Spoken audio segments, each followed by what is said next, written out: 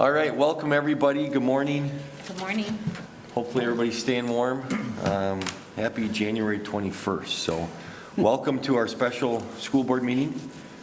And if you have the agenda in front of you, or if you're watching online, our first item on the agenda deals with our strategies. Our second item covers our face covering policy. And our third item is to call the meeting to order. So Ms. Steves, will you please determine if we have a quorum present? Yes, Mr. Chair, we do. Okay, thank you. With that, we'll stand for the pledge. I pledge allegiance to the flag of the United States of America and to the republic for which it stands, one nation, under God, indivisible, with liberty and justice for all. Mr. Bellingham, thank you for leading us through the pledge. You're welcome. With that, item number 4 is approval of the agenda. I will entertain a motion to approve. So moved. Second. We have a motion by Mr. Robichaud, a second by Ms. Steves. Any further discussion on the agenda? Hearing none. All those in favor, please signify by saying aye. Aye. Opposed? Motion passes 6-0. Thank you. Mr. Olson, you warming up over there? No, cold. Can I make a motion to move this to Florida or something? I've got a spot we can host that. Okay. All right. Well, Mr. Blazing, thank you for being with us. Great to see you. My pleasure. This brings us to the discussion information from the interviews, and I think we'll turn it over to you for some guidance. I will just let you know that this group, I guess if you will, we caucused for not real long, maybe 20 minutes, 30 minutes yesterday. We didn't caucus on anything regarding any specific candidates, more so some questions about, next steps and process and things of that nature. And right. We really deferred to you being here and you hopefully helping answer our questions. So. Thank you. It's great to be here again. Day we've been looking forward to and have had circled on our calendars for many, many months. So to begin the meeting, let me ask a question first of you. Have you had an opportunity to share at least your summary of your reference phone calls with each other? I think that would be wise for us to do that at this point in time. And so you can just go around the table, or if you want to, we could go candidate by candidate, and the 2 board members, for example, that called on Karsten Anderson perhaps could report first. So let's just begin with that so that everybody has heard the same information from your reference phone calls, because you made a lot of calls, as I understand it. So let's begin with that. Let's begin with Karsten Anderson. Who called on Karsten? Mr. Bellingham John? And myself did. You want to start, Okay. Mr. Bellingham? It's up to you, Mr. Go Chair. ahead. Okay. So, Ken, if you would just lay out some groundwork. So are we to mention specifically who we called, or should we just say we called a board member or community member or something like that? I would think that it would be wise to just say that you called a community member, a board member, a staff member, parent, whomever it might be, in a general descriptor rather than individual names. Okay, thank you. I just wanted for that. So, fellow board members, again, I made a couple calls regarding, actually 3, and was able to get a hold of 2 people for Mr. Karsten Anderson. First was a board member, former board member, and also was a board member and a director at MSBA, no longer with MSBA, etc. So their comments were first that Mr. Anderson was a great benefit for the district. He was organized, and when he first came into the district there, he had them, and the phrase was catch up, and organize the infrastructure, as they were lacking in structure with a finance committee, a policy committee, curriculum committee, and so revising those, energizing those again, and getting those going. Communication was also established very, very well with the staff and community and his cabinet. And one of the things she was really impressed with him about over his tenure is he focused on behavioral issues within the district, being proactive. And we've heard that And she mentioned also the perspective class in 8th grade that students are required to take to deal with, to get them a base of how to behave, how to act, etc. Other comments were he positively impacted the district culture. Strengths, communication within the district and within the community. Also, one of his strengths is being able to get that information out with communication for the levy referendum that they passed. Again, and she mentioned as well many times, but he's always a we, not I. I think we heard that as well. And many times she says he doesn't take credit for a lot of things, but credits other people and empowers and enables other people within his district. He's team-oriented, and one of the things she was very impressed with, he was able to work with, at times, a difficult board and a difficult community at times. Was able to do that. She also said he included works within their Native American community and their Hispanic community with that as well. The other contact I had was with a teacher and a union leader. And so when I asked about legacy, she came up with 4 items. 1, he was trustworthy, he was fair, he was open, and he was a very moral person. Also, she said he does not settle for the status quo. He was amazing and fair as far as negotiations with both sides. He supported the district, the teachers and staff within the community. And one thing that this person mentioned to me and I was impressed with, and I thought maybe I went back through my notes and didn't hear it, but that he escalated the Native American graduation rate within their district significantly. He helps facilitate and lead people to the best they can be. And then, again, a visionary of we, not I. The solar gardens, perspective class in the 8th grade, and other reading initiatives, etc., in their elementary and middle school programs. And, of course, the strength within the levy referendums. Thank you, Mr. Bellingham. I also did reference checks on Mr. Anderson. I spoke to 3 individuals. All 3 were board members at one time, 2 current board members, 1 previous board member. Very much in alignment with Mr. Bellingham spoke about. Very high quality, high character individual, been there 11 years. Very much the we, not the I. I made a note that wasn't on our compiled questions, if you will, that Ms. Cavalier had put together as a template for us, and I asked the question, tell me about your board, as I spoke with 3 board members, and I think all 3 very specifically, not in deep detail, but very specifically said, board relations with Karsten has been strained, and not due to Karsten, due to likely one individual having a vendetta, a personal target on this gentleman. And so, anyway, just know that. I think, by all accounts, these 3 that I spoke with said he works very well with the board in general, that he takes direction from the board. He does not come in and pound the table and say, this is my way, this is the way we're going to do it. Works very well with the board, takes a lot of direction from the board. When I simply asked the question of, would you hire him again, right? I mean, would you hire him again if you had the opportunity? And all 3 said absolutely, without a doubt. At the same token, all 3 also recognize that the board relationship, how it's been going, has been straining, and recognize that, as we spoke yesterday, that 10, 11 years, that it's kind of matured, if you will.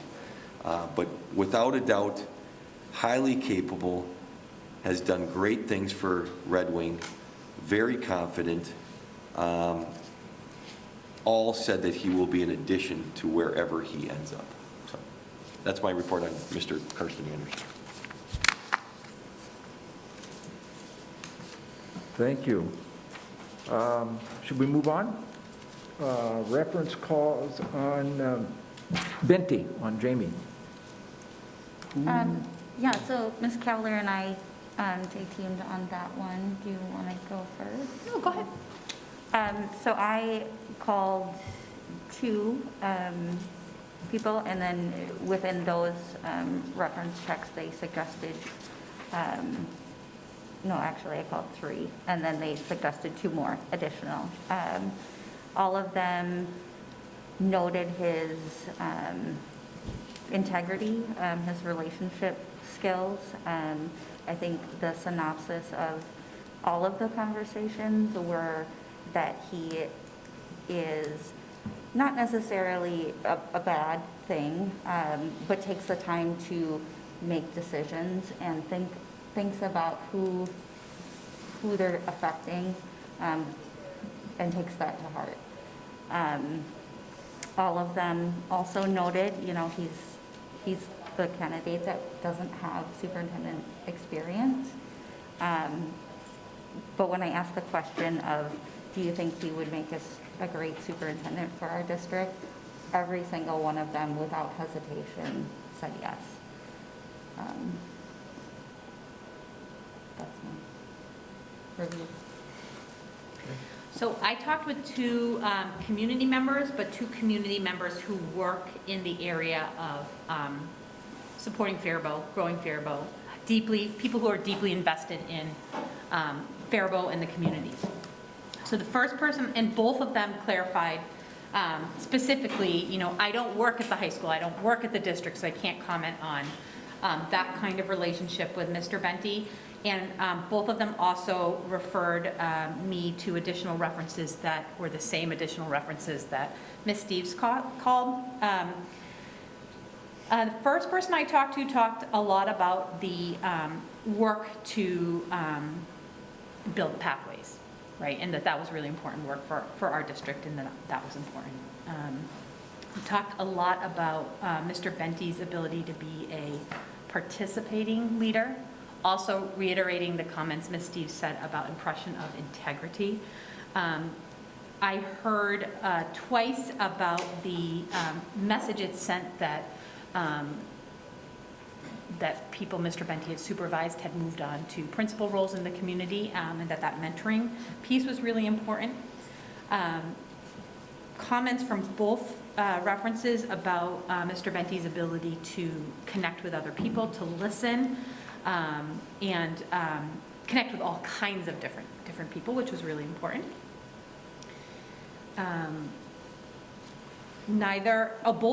Both references talked about, same as Ms. Steve said, that no doubt that Jamie would continue to be a good leader in the community, that he would be good as a first-time superintendent, and both endorsed him as a superintendent, and both were very careful in doing that, knowing that they didn't work for the district. That was pretty important, that they had spent some significant time thinking about it.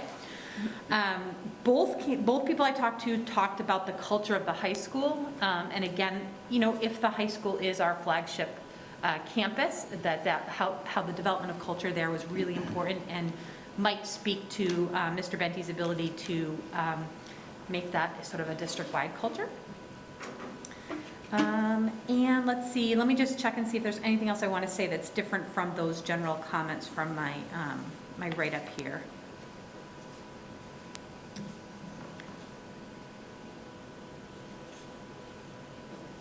Yeah, and also a theme here is approachable, humble, ability to collaborate, be part of a team, not be sort of the I first mentality, which we heard about a little bit.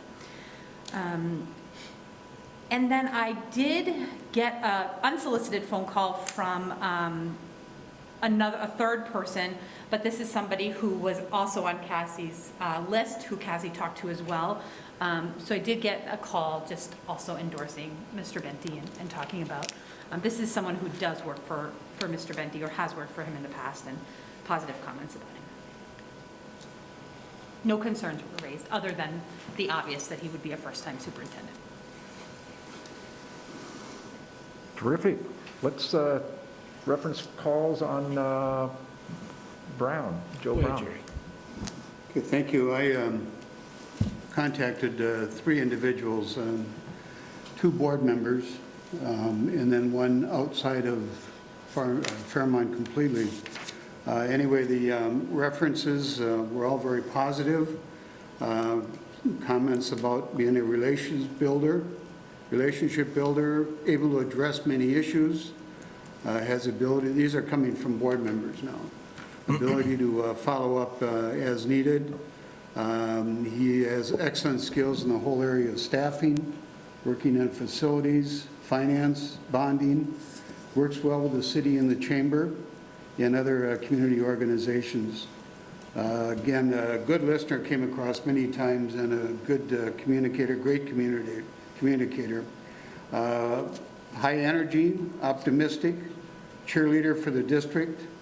This one reference talked about their conversation with an older citizen in Fairmont, and that person looked at this, and this person is a board member, and said, "How are we so lucky to get Joe as our superintendent?" So very well referenced there. Has done a great job of taking a look at needing reference levies. Has experience in growth in the area of working with diversity groups. The one area where he's currently is kind of experiencing the same thing Faribault did several years ago with growing diversity. They felt very, very comfortable with the way he is performing as a superintendent. I too asked the question about would they hire him again, and the one person said absolutely no doubt. This person has been on the board for 8 years and has nothing but the highest regard for him as a superintendent. The second person said that board and community that that district is in is more interested in diversity rather than having someone who looks like Joe. They would look at more diversity and gender issues as they look through their references. I did ask if there was any concerns from both persons, and both of them said absolutely none. They are not aware of any issues that were of a concern to the board or to the district. The third person I talked to outside of the school board is an individual who has good experience in education across the state of Minnesota, and he has invited Joe to be a presenter in a couple of situations, and he said he's probably the one person in the state of Minnesota who has really taken a look at the high school redesign on the way it should be, and I think that ties into the vocational aspect that Joe talked about.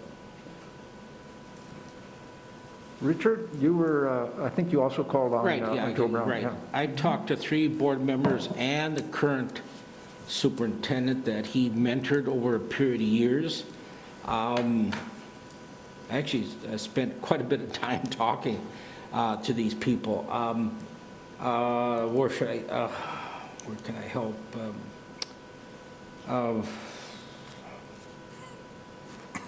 He's very good at contract negotiations. He wants to be really involved in any decision-making of the cabinet and the board, that whoever he works for be a really active board. Just don't hire the guy and just walk away. So any board that he serves under, or that would be more involved.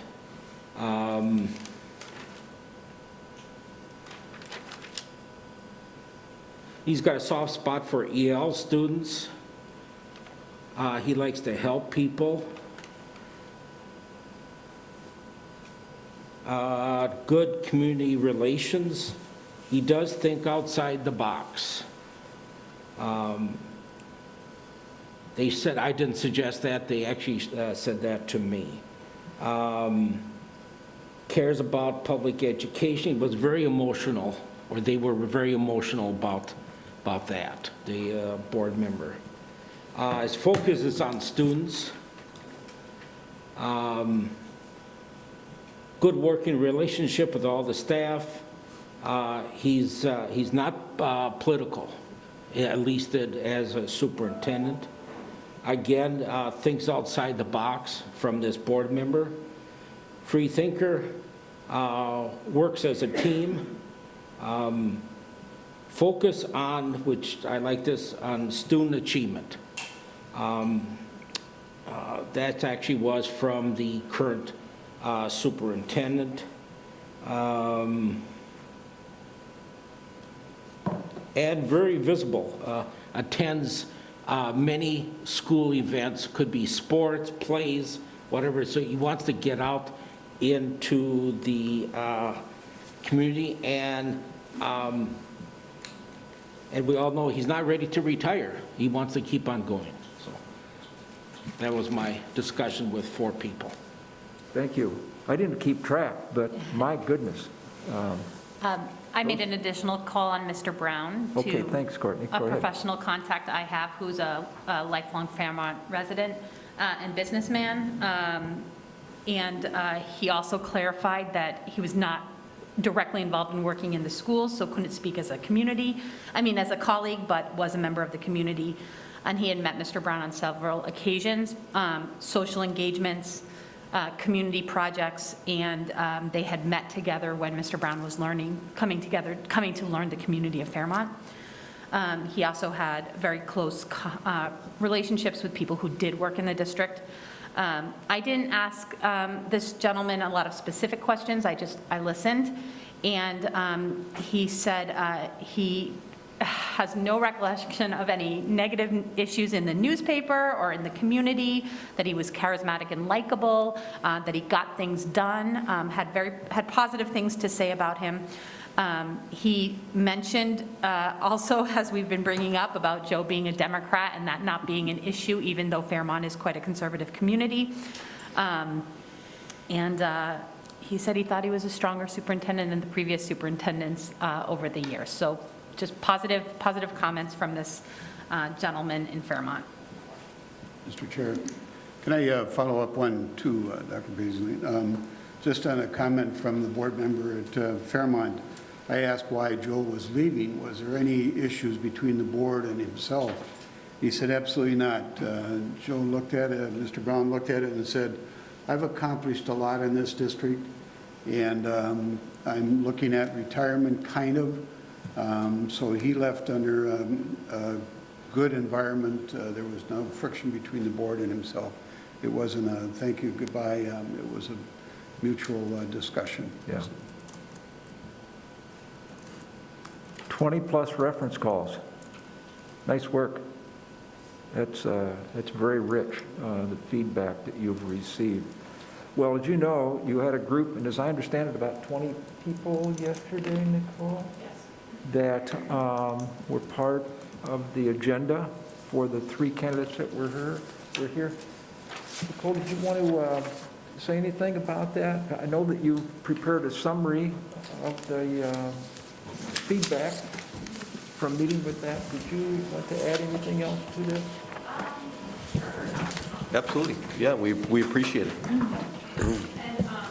North Justin from the chamber is here as well. Yes. So if you have any specific things you may have his 2 cents that you'd like to add.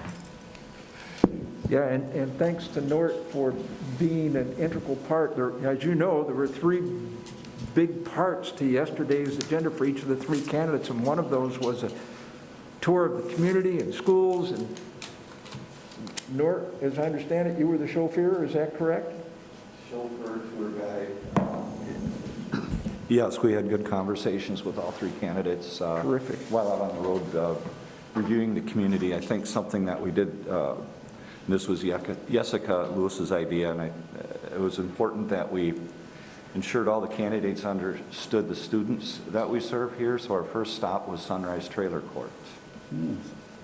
And we described to the candidates that this is one of several trailer courts in Faribault, and great families that live there, but we're a community that has a high level of poverty, and there's generational poverty, and there's new American poverty.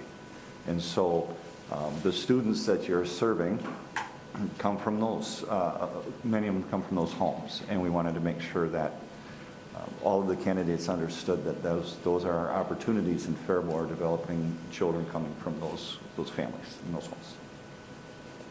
Mr. Chair, Yes, Mr. Robichaud. is it possible to ask Nort how clean his car was?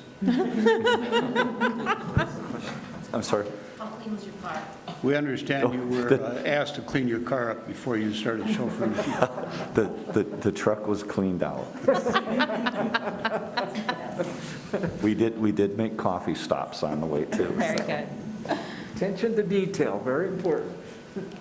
We were told by one of the candidates yesterday that we really brought our A-team by having Mr. Johnson and Mrs. Lewis take them on the tour of the community. So we know that the two of them did a fantastic job, taking them around great places within Faribault, and then also visiting our schools that where we do have students in session. So it was a great tour. Thank you for doing that. So our committee consisted of roughly 20 individuals. 8 of them were community members, and the remaining 12 were staff members. And so it was a very wonderful group of individuals. People were very excited to be part of the opportunity, so thank you for allowing this to happen.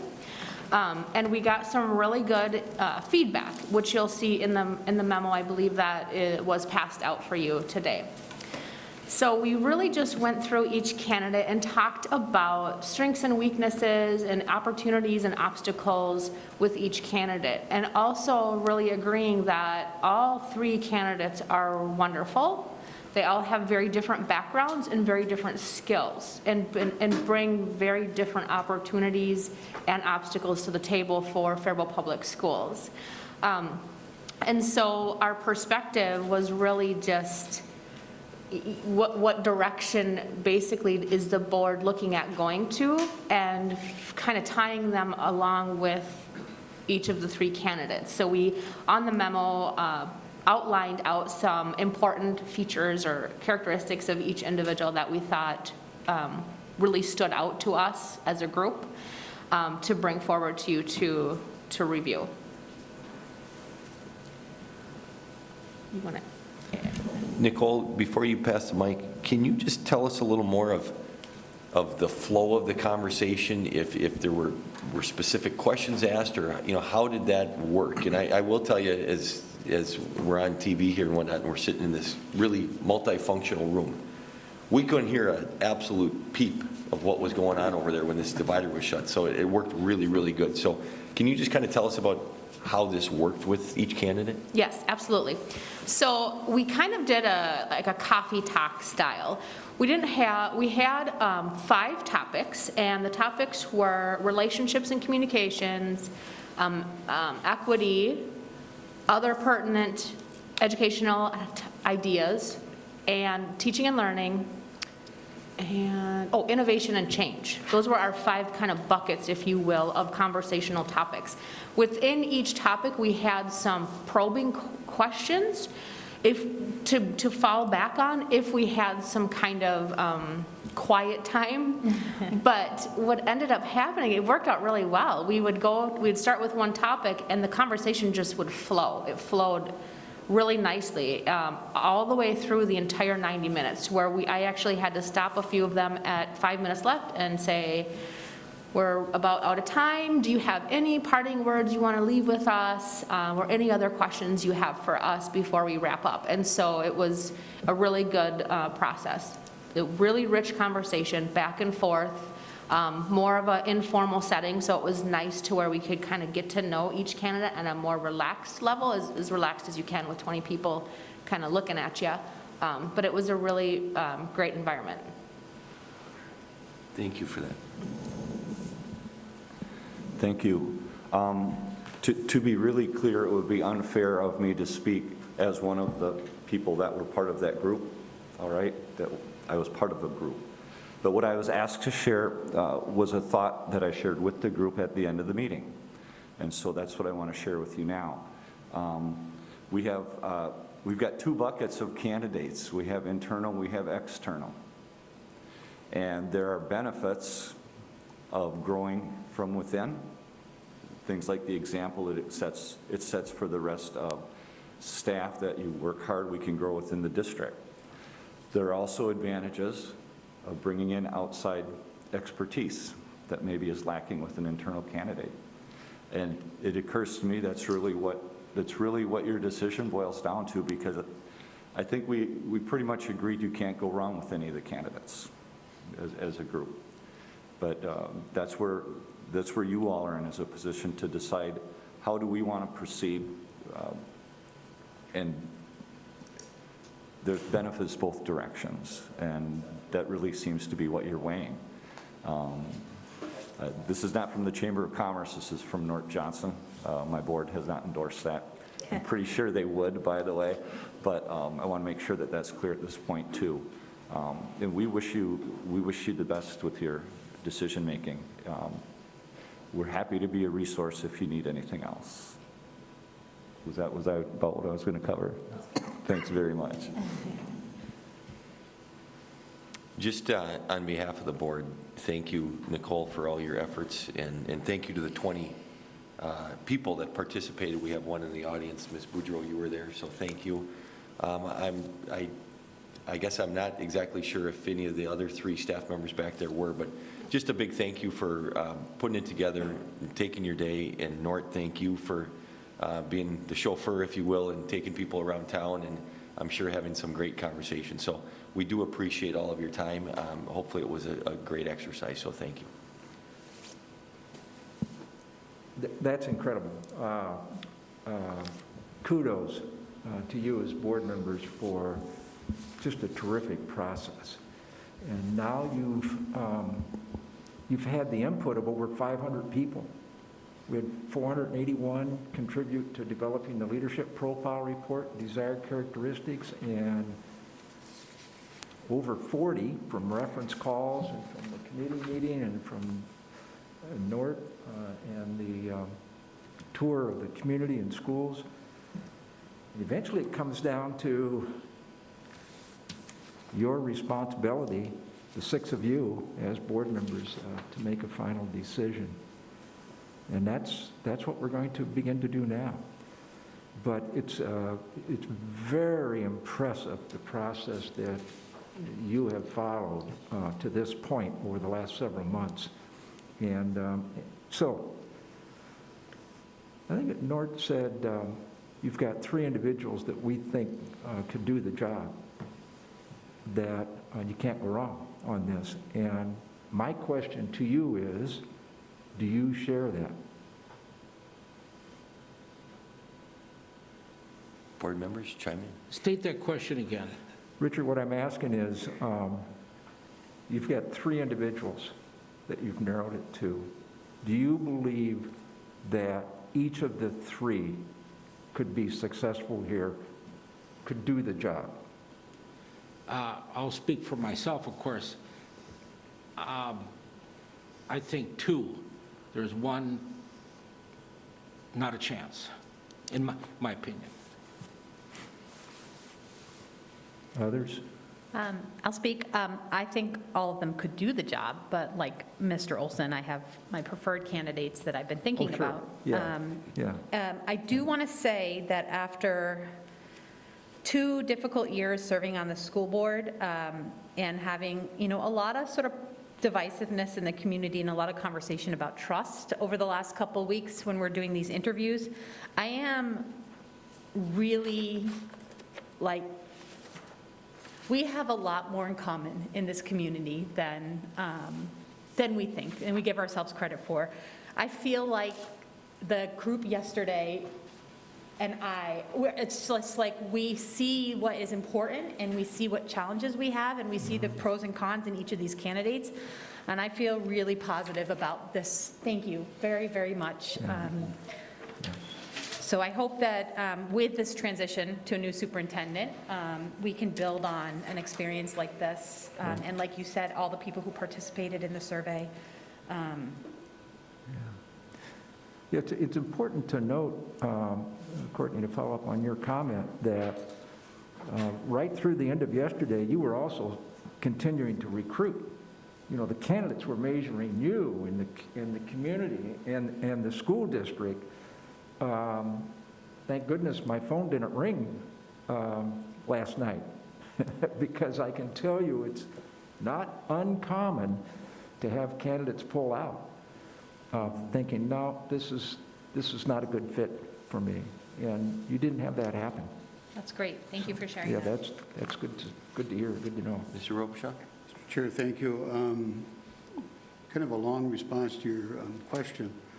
Ever since this process started, and especially the last couple weeks, I've even missed my afternoon naps thinking about how this is going to work out. And, you know, it comes down to the fact of, yes, you have an internal candidate, you have external candidates.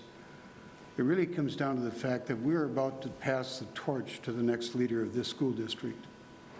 This school district is on the cusp of some great things that are going to happen and have happened and continue to happen. We are also going to be facing significant challenges over the next several months. Levy referendum that's coming up. If that is not successful, we'll have some real significant financial issues that we'll need to deal with. We are going to have continued growth in our diversity. We need to celebrate that. We need to get involved and say that is part of education. We are going to have more of the issues about how do we build that trust with our community. I don't think that trust is as bad as people perceive it. I think we have a good amount of trust, but we have to build on that. We can't let that trust wane. We're going to have to be facing the legislature over the next several months. We know that they have a big surplus. We know that they're both, the C organization and MSBA are asking for additional money on the foundation. We need somebody who can advocate for Faribault Public Schools in that process. Moreover, I don't know if anybody on this board wants this district to look exactly the same in the next 5 years. That we have some initiatives that we've talked about over the last several months, the extended school year, some kind of an immersion program, if that's what it is. We have the 7-period day. We've got to continue building on that and what that means. And also, as one of the candidates talked about yesterday, what does that mean in the elementary schools as well? So with all of that, you take a look at who can take that torch and continue with all those initiatives that we have going in this district, and also bring new perspectives to this district about this is the way schools might look in the future. Let's at least explore those options. So, long answer to your question. Yes, I think all three of them can do it. However, I also agree with Ms. Cavalier and Mr. Olson that I think 2 of them can do it. All of them can do it, but I think 2 of them can do it more quickly. And that's no reflection on any of the individuals. I think they're all highly capable, highly competent, great leaders. It's just, who do we want to carry the torch for District 656? Thanks, Jerry. Appreciate that. Mr. Olson? Yeah, I want to pick a leader that Jerry said many times to take us to the next step. If I may expand, take it to the next steps, that's plural. So, I mean, really forward thinking. Bring some new ideas, think outside the box. Let's get this district moving forward, and let's get the education of the children put forward. Like I said, there's 2 candidates I would support. One hasn't got a chance in my mind. But we have to, said I'll think outside the box. We need progress. We need new ideas. We need somebody that's energized, can talk to our local politicians, and then progress forward, work with the team, work with the board, and I'd probably even get more involved with the board than we have been. So a commitment of more board time. Thanks, Richard. Cassie or John or Chad? I agree with everything.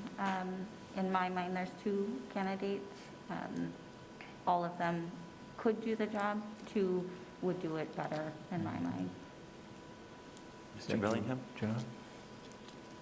I want to echo basically what Dr. Robichaud has said, but first of all, I want to say a couple things. First of all, this is an outstanding school district. We are doing great things. Our product is very good. We have excellent curriculum. We have excellent opportunities for our kids. So we're not trash right now. Right. Okay? And in my opinion, it's not about the board, it's about the kids and how you're going to, and the staff, and how you're going to interact with those. Out of the three candidates, all three could do the job, if you could job. As far as a career and vision things, I think, agreeing with Dr. Robichaud, a few of the others, 2 out of the 3 probably might do it a little more efficiently, a little better at this time. But I want to nix the notion that we're not a good school district right now, Right. we're not putting out a good Right. product, because we are. It's simply passing the torch from one avenue to the next avenue. That's right. I couldn't agree with you more from an outsider's observation. You've got a terrific thing going here in Faribault. And now it's build upon that, take it even to the next level. So clearly a leader. Thank you, Mr. Bellingham. I'll piggyback on kind of everybody's comments, if you will. I want to first piggyback on Mr. Billingham's. I think we have a lot of great things going. And I don't want our current superintendent to watch this or hear this and think we're not doing well. Can we do better in some areas? Darn right. I can do better in my own personal life in a lot of areas that I work on. And with that, I want to tell Mr. Sesker, thank you for 11 years of busting his tail here, day in and day out. Whether he lived here or didn't live here, I can tell you he was dedicated to this school district and remains dedicated to this school district. With that said, I'll backtrack a little bit and say I think all 6 candidates would have been able to do a good job that you brought forward. I could have lived with that. I think these 3 would have done a better job, and that's why they made it here. That's why I supported all 3. I think all 3 would do a good job. I'm certainly anxious to hear a bit of the conversation with everybody. You know, it's interesting, we're hearing several people say support 2 out of the 3. I don't have any idea, right? There's 3. I don't know if everybody's thinking the same 2, 3, or what that's going to look like, right? And that's the reality.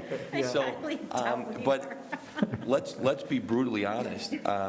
We have 2 superintendents that have applied, and one, what I think most of us would believe is a very good high school principal.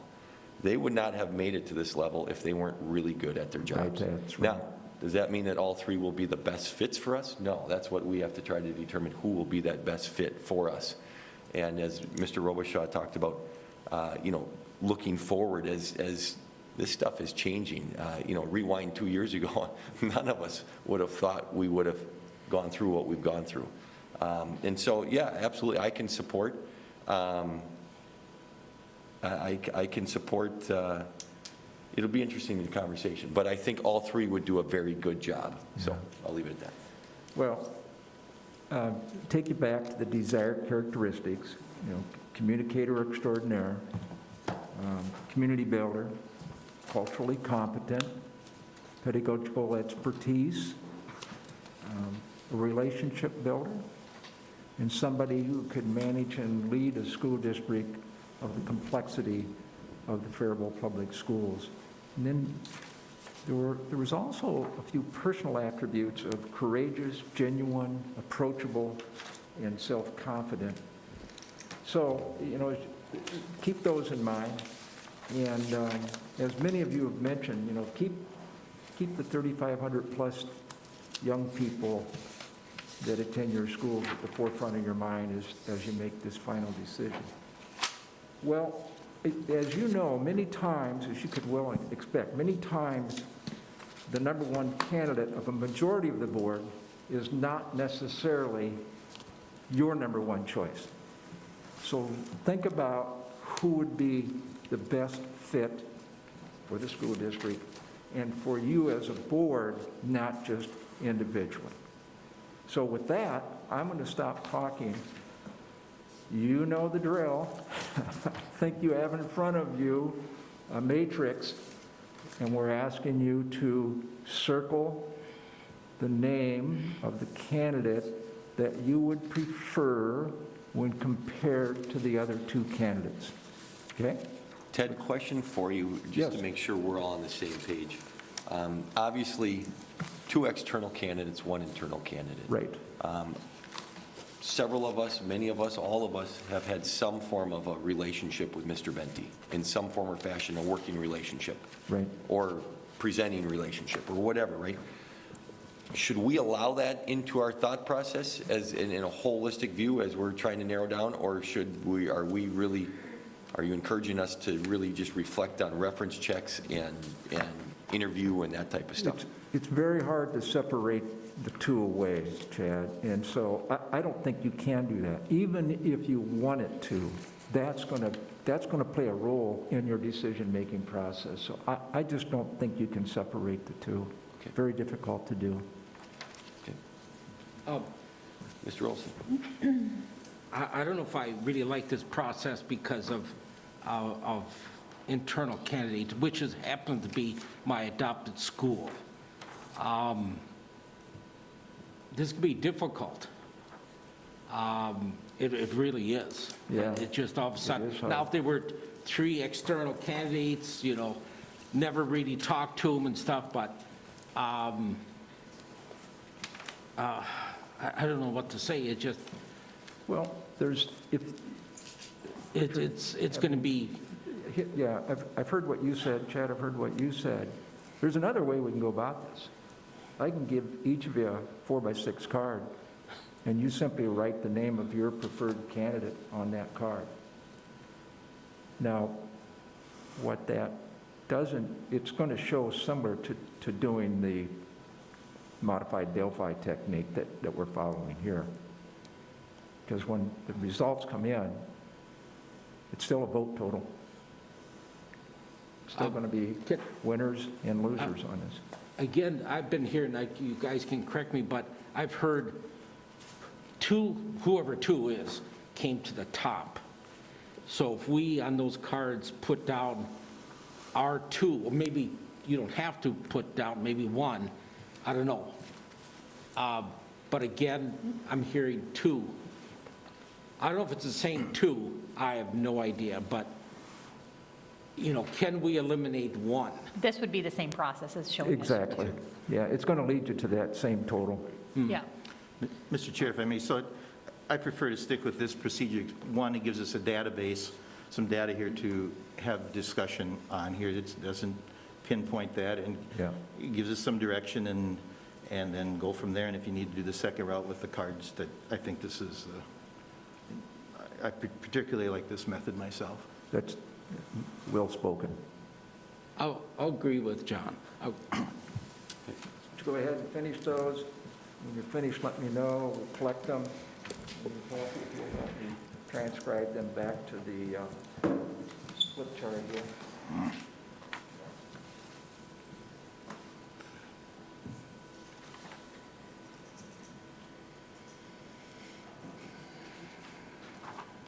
Okay.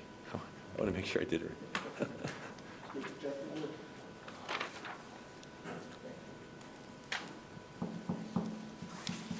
I suppose I can pass, can I? Oh, sorry, I could have brought that to you. We'd put you We and got a Mr. Olson pass in the here, we same got one. a pass. We'd put you and Mr. Olson in the same boat over there.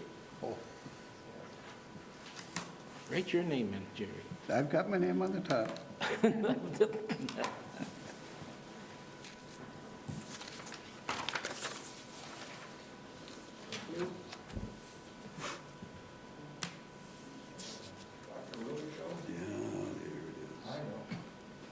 You've made a lot of tough decisions in your career.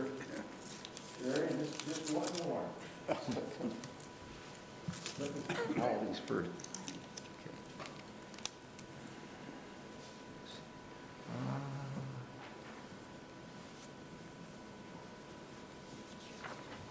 Mr. Chair, Yes. can I thank Kathy for all that she's done in these weeks, too? Yay, absolutely you're can. wonderful. Well said, and Kathy, thank you. Yes, thank you. Nicole, thank you. To anybody else, our staff that's helped out, really appreciate it.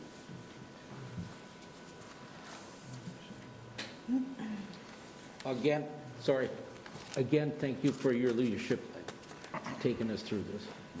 We're all in this together, and we're doing the best we can. But thank you.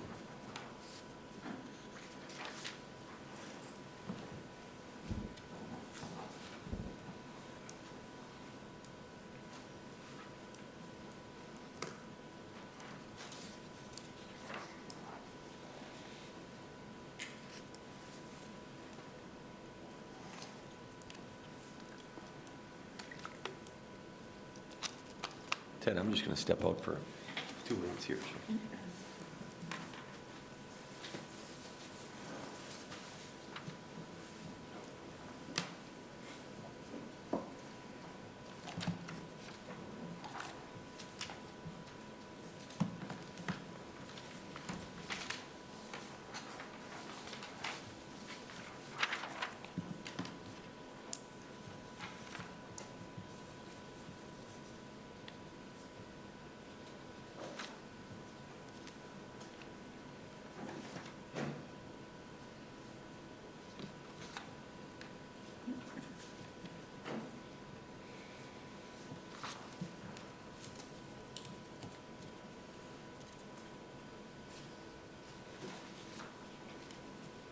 Just double checking here to make sure I have this correct. Okay. Should we wait until Chad comes back or not? Put the numbers up back.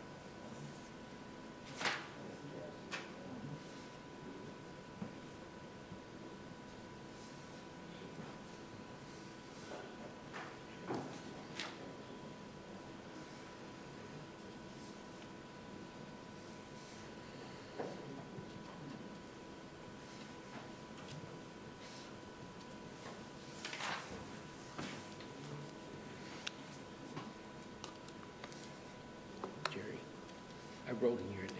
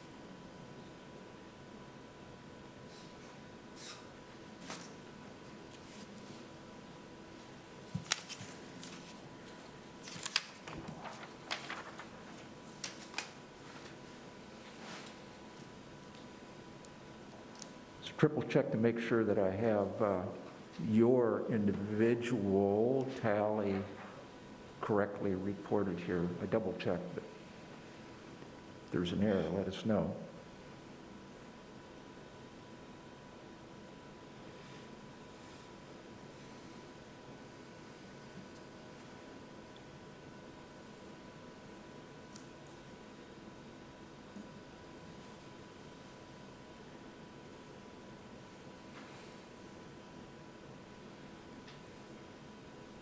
Mine looks right. Okay? Mine looks right. All right.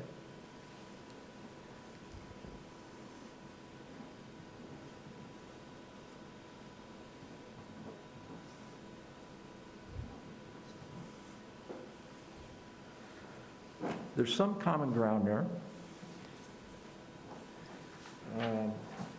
5 of you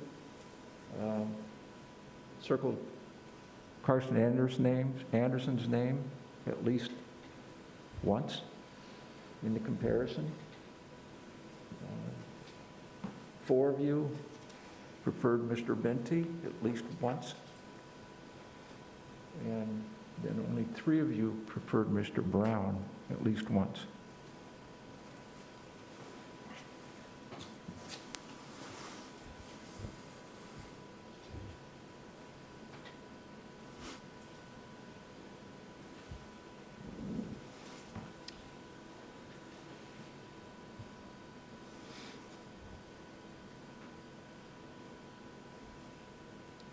So now what? Yeah, so now what? Do you want to move forward eliminating one? I'd like to eliminate Mr. Brown. Say it again, I'm sorry. I think we should eliminate Mr. Brown as a candidate. From my Richard? opinion, he did a great job in his interview yesterday. I really enjoyed listening to him, but he is not able for me to demonstrate his cultural competence or his pedagogical expertise, two areas which I think are incredibly important for our district. Ted, question for you.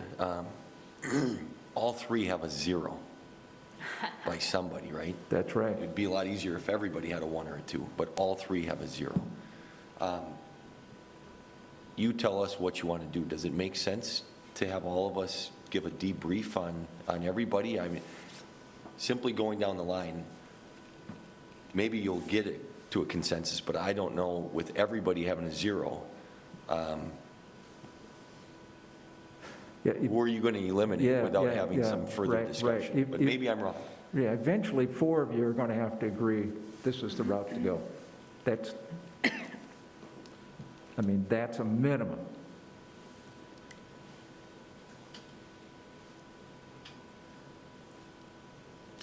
So we were discussing eliminating Mr. Brown. Let's see, Ted, I'll be honest with you, I would like to have more discussion okay? on Mr. Brown, in fairness to Mr. Brown, before we eliminate anybody. That's just my thoughts. I don't know if others are in agreement or not, but that's just me. Chad, why don't- I appreciate Courtney. Ms. Cavalier sharing some of her concerns. I don't know if she has any positives that she would like to share about them, but I think before we just eliminate someone, I think that would be great. Okay. From my seat. I don't know if others agree. Chad, you and Cassie also had 0s.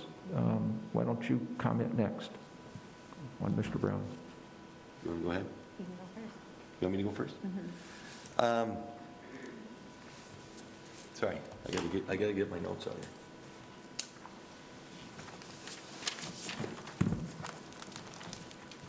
Once again, I think all three could do a very good job. I'm going to start with my positives on Mr. Brown, even though I gave him a 0. Very good presenter, arguably the best presenter. If I had to take one of the three to go out into the community and have a conversation with somebody, Joe would be my first option of those three. I think he does a tremendous job presenting. I am concerned about the email that we received. I realize that every one of us could have an email written exactly like that about any one of us. But as I think about this, if an individual's on our staff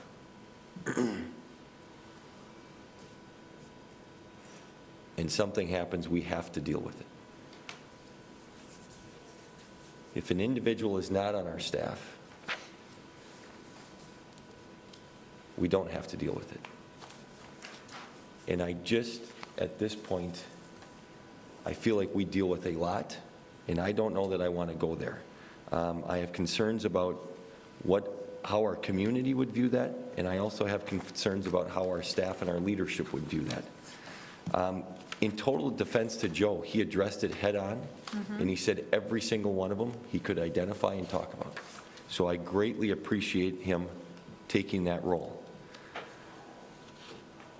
When it comes to, and this is really probably, I want to add another very positive. I really, really appreciate the creative thinking that Mr. Brown has about the schools and the students in the communities outside the 8 to 3 day.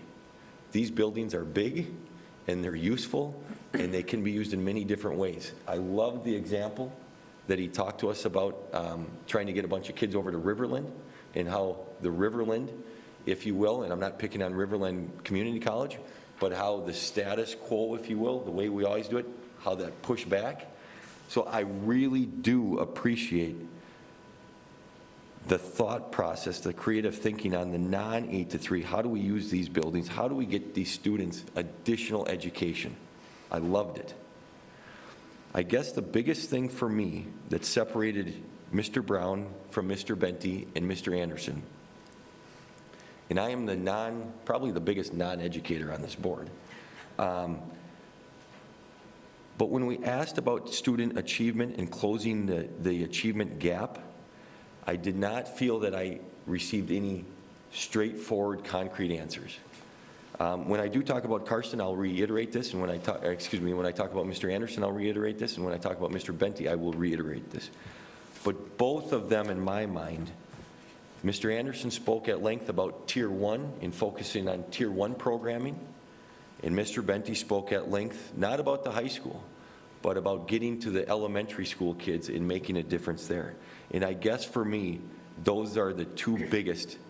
I can only rate two people, and that's why I chose those two over Mr. Brown. Once again, if this group came forward and said, all other 5 people said Mr. Brown is my number 1, I would support that and go with it.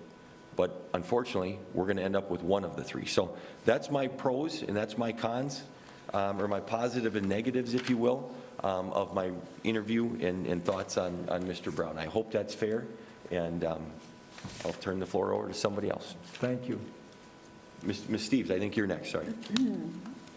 So wholeheartedly agree. I think that he is a great person. Very, very good interviewer, honestly. I don't feel, like, I think that it was a positive, yes, that he addressed the letter. I don't feel like the concerns in the letter were really addressed. I feel like they were not addressed directly. And I also don't feel like the questions were fully answered. They were surface level, and while they were flashy, they were still surface level for me. Again, I think that he is a wonderful person and would be competent and do the job well. Those are just my personal opinions. Well spoken. Thank you, Cassie. Let's move on to Jerry and John. You both gave Mr. Brown at least one selection. Go ahead. I did not look at the email that came because it was anonymously sent, and, you know, the relevancy of it is an issue when I look at Mr. Brown. It's interesting because the first round, I rated him as my top candidate. I saw that he had done a lot for education in Fairmont and was doing a lot in the district in Iowa. But the second round of interview, I was hoping to hear more innovative ideas. He kept repeating what he had done in Farmington, which is his reference, and I understand that, in Fairmont. You know, the academies, the vocational academies that he set up, those are great. The articulation between the Riverland is great. But I too, when we talk about innovation and vision, he didn't really seem to bring a new vision beyond what he's done in the past. And I also did not hear a lot about the student achievement, other than the fact that the academy certainly addresses student achievement significantly. I also didn't hear much about how he interacts with his own staff and his cabinet, either at Fairmont or the district in Iowa. So when it came down to hearing more of a vision, where he's going, what he wants to do as a school leader, I was hoping to hear more of that in the second interview. I think he's a very dynamic individual. I think he's done a wonderful job in education in the state of Minnesota and now in Iowa. I think he would be a cheerleader for our school district. There's absolutely no doubt about that. I think he would take the best that we have to offer and stand on the top of the hill and talk about that. So I'm very comfortable with that, but I just didn't hear as much visioning as I'd like to have heard. I just finished that. So, the two, in my opinion, I'm going to back up. So on all three, and when I address all three, I'll give this. So I based it on two to three things on my thing. One was experience. I truly believe that this district is not a starter district. Okay? That's my belief. Two was vision. And three, going back to the community comments, that is, where are you going to live? Where are you going to be rooted in there? So those are my three basic principles of where I'm anchored. Okay? I thought for Mr. Brown, the interviews were 180 degrees apart. I, too, in the first interview, was very enthusiastic by his polish, and there's a reason he was a politician. Okay, very well spoken, whatever, right? His ideas, etc. I agree that our buildings should be used more, but the bottom line, that costs money. You can't expect people to work, if he wants to work 14 hours a day, great. But you can't expect people to volunteer and do things. It's going to take money and resources to have those innovative programs there. And I didn't hear any sort of how are we going to get the funding, how are you going, the entire package coming together there. So I thought the two, and like Dr. Robichaud, I was like thinking, okay, so we're going to hear more. I didn't want to hear the same old, which we did. I counted up during the interview, and in my satisfaction, there were 5 questions yesterday that he did not answer directly. 5. And I was hoping for a little bit more with him, even though I did give him one. It's mostly based on the experience piece, and to go from there. So there's how I ranked Mr. Brown. Thank you. Thank you. Insightful. Richard? Well, I rated him pretty high. I think he thinks outside the box, in my opinion. I still like the talk of vocational training for our students. He's experienced. He's going to move into the district. He's a politician. We are too. I think he would work well with our local politicians. He's Democrat, they're Republican. But I think that he could project this district to be a very, well, it's already a good district, but really top of the line district.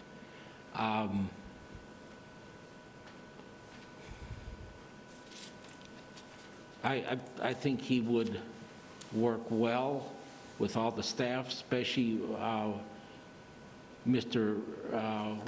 Benty as a principal, but then with the other district, he actually mentored the current superintendent, which I thought that would, I mean, Mr. Brown, chances are maybe he'll be here like 6 years, he'll retire, really retire. And then you could bring Benty up. That's what happened in Fairmont, that they didn't do a search. They just said, here, recommendation, and, bring up somebody that's been mentored, like could be Mr. Benty. But again, my 2 top would be Benty and Brown. There's no way I can support Anderson. Richard, why? I think Mr. Anderson, in my opinion only, would rip this district apart. I asked some tough questions with critical race theory, equity, which bothers me. I think he's a supporter of it. I think he's going to teach it in this district. And I don't think it's going to be acceptable by the community. I have a real concern. And there's, in fact, I think there was one candidate, and I'll repeat it again, I don't want Mr. Anderson anywhere near this district. Could I chime in and make my comments about Mr. Brown? Is that okay? I agree with a lot of everything everyone said. Definitely a community builder and a relationship builder and a great communicator. However, he relies on personal stories to show what he knows. And we heard those stories repeated, I think if we include our written documents, upwards of 3 times. And so, in fact, that's not a strong communicator, because we want to see our decisions backed by evidence and research and practice, not just based on sort of personal stories. I think that in sort of response to Mr. Olson, you asked bravely about CRT with Mr. Brown too, and he completely skirted every question we asked about diversity. He could not answer directly about how he's a culturally competent educator in 2022, or really answer head-on the question about CRT, where some of our other candidates were more bravely able to wade into their own work, understanding equity, their own work, understanding their own role as becoming a culturally competent educator, and Mr. Brown didn't. And so even if other candidates' answers are complicated or difficult, at least they tried to answer it. And I also have to agree with what others have said about the answers around pedagogy and education. I didn't hear direct answers about that. I agree with Mr. Bellingham. I had a hard time not having direct answers to the questions. But I agree with the positives that we've seen too. If there was one candidate I would like out there pounding the pavement in time for a levy, it would be Mr. Brown. No questions about that. But Thank you. Let's talk about Mr. Venti, same way. You want the zeros to start or the twos to start? Let's start with the zeros, I guess. I'll start. I have the greatest respect for Mr. Venti. I think he's a dynamic high school principal. He's done a wonderful job at that high school. And we talked about that before, that, you know, he certainly would be a fine candidate for the principal of the year. I think he has done a whale of a job on the culture at the high school. That he came as an assistant, had some opportunity to see what was going on, and when he was promoted to the principal's position, he had an agenda already that needed to be dealt with. And I think he has also talked about, you know, the relationships that he has with everybody in the district, both in the district and those that are on the outside business. Done a wonderful job instituting the 7-period day with the development of a relationship with the Chamber and South Central and other businesses. The issue that, and he talked about this when I asked the question about experience. He said that's been a question he's had all the time, but he's had an opportunity to follow somebody in a position that, for example, he went from assistant principal to a principal, but he was in that position and able to observe what was going on in that particular building. As I indicated, the initiatives that we are going to have to face over the next several months and the next few years, I think his lack of experience is going to be a challenge for him. I find it's going to be very difficult for him to learn to be a superintendent, if he ever learned to be a superintendent, and yet take on directly all the initiatives that we need to deal with.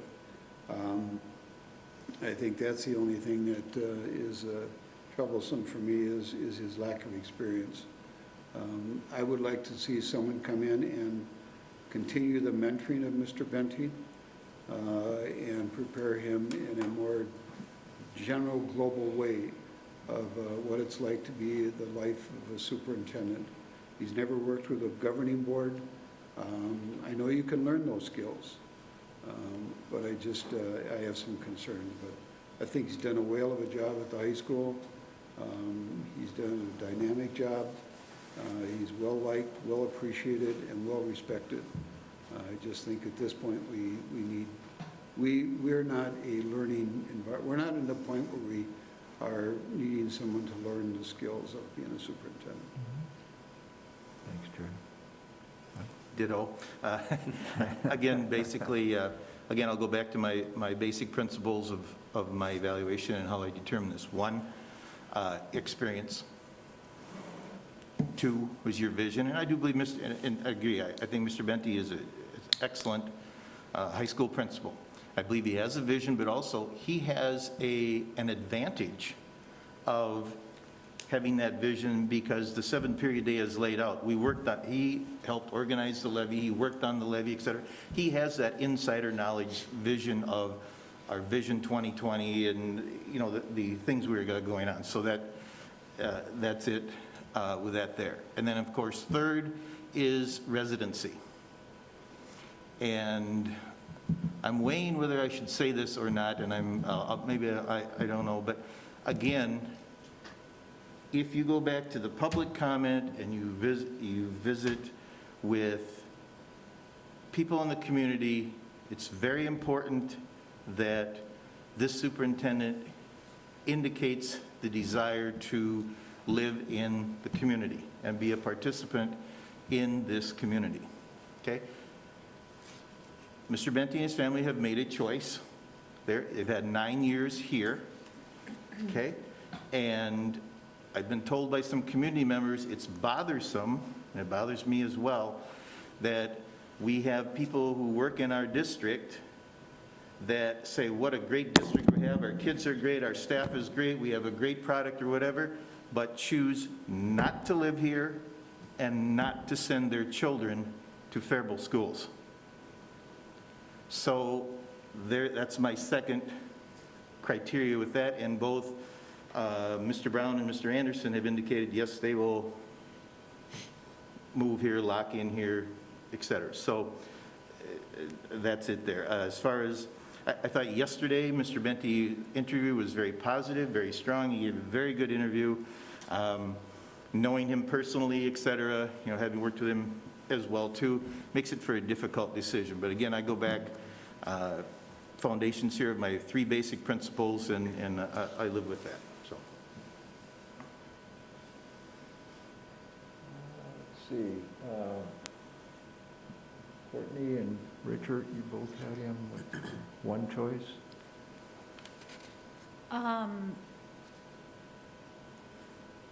I think Mr. Benty has done a fabulous job at the high school. I enjoy hearing him talk about his work. I thought his interview, while it was strong, I don't think he presented as someone who has the depth of knowledge necessary to be superintendent in our district. I do believe in giving people a first chance, of course. I am not automatically opposed to a superintendent who doesn't have experience, but I do think Faribault is a complicated district, and I think the interview showed some signs of more ramp-up time being needed necessarily than I'm comfortable with. Clearly, Mr. Benty is highly regarded, man of integrity, who people think very well of, and I very much appreciate that. I also think he clearly has good relationships with students, which is very important, and I absolutely think people trust him and like working with him. And I would, if he ends up being our final candidate, I will be happy to be part of the team supporting him in his first year as superintendent. However, I would prefer to go with an experienced candidate. Gotcha. Understood. Richard? Well, it's too bad I couldn't give him a 2, because I would rate Mr. Brown and Benty at a 2. But with your scoring system, you know, I couldn't do that. But he's well-liked. I like him. It's my adopted school. Easy to talk to. I know that he doesn't have the experience, but again, everybody has to start someplace. He's already been here for 9 years, so it's not a new person just came out of superintendent school. Like I said, I would rate him a 2 if it was even possible.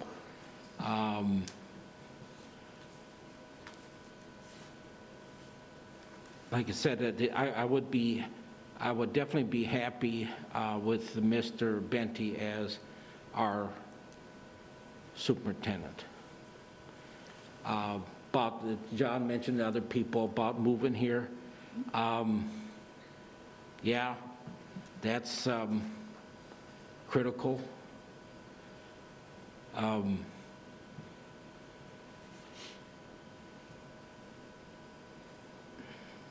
don't know if we can convince him to move here or what, especially if he becomes superintendent.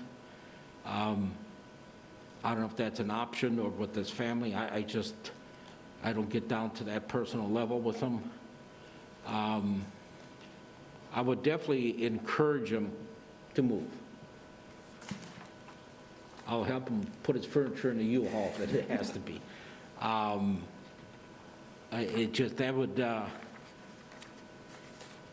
That would be my second choice behind Brown.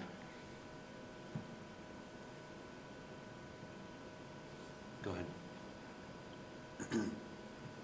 So this is difficult for me to say because my career is, you know, of course I want Mr. Benty to live and work and play here.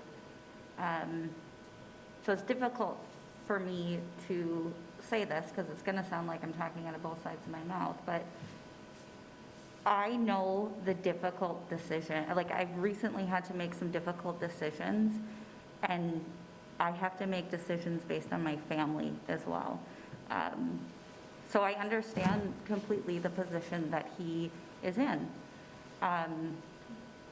It's not, I would love to have him in our community. I too would help him back a sector up, but I can't base my decision on if he's going to move to our community or not. I guess what's most important to me is commitment to students, moving the needle forward for our students and our community, than seeing him at the grocery store. And that's just really honest. And it's difficult for me to say because I do know that it's very important to our community. I have worked closely with Mr. Benty, and to be really honest, I was almost harder on him throughout this whole interview process than any of the other ones.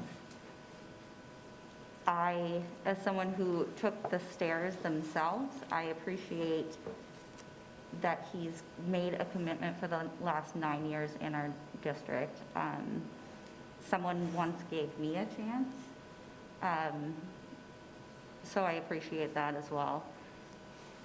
Do I think he needs mentorship, and will I, again, be really hold him to high standards if he's in this position of ensuring that he has a continual improvement mentorship program?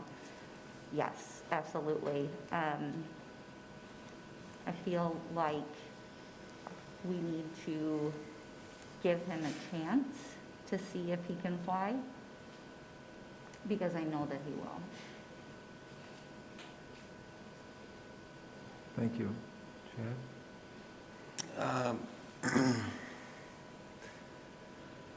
So I was in the investment business for 13, 14 years.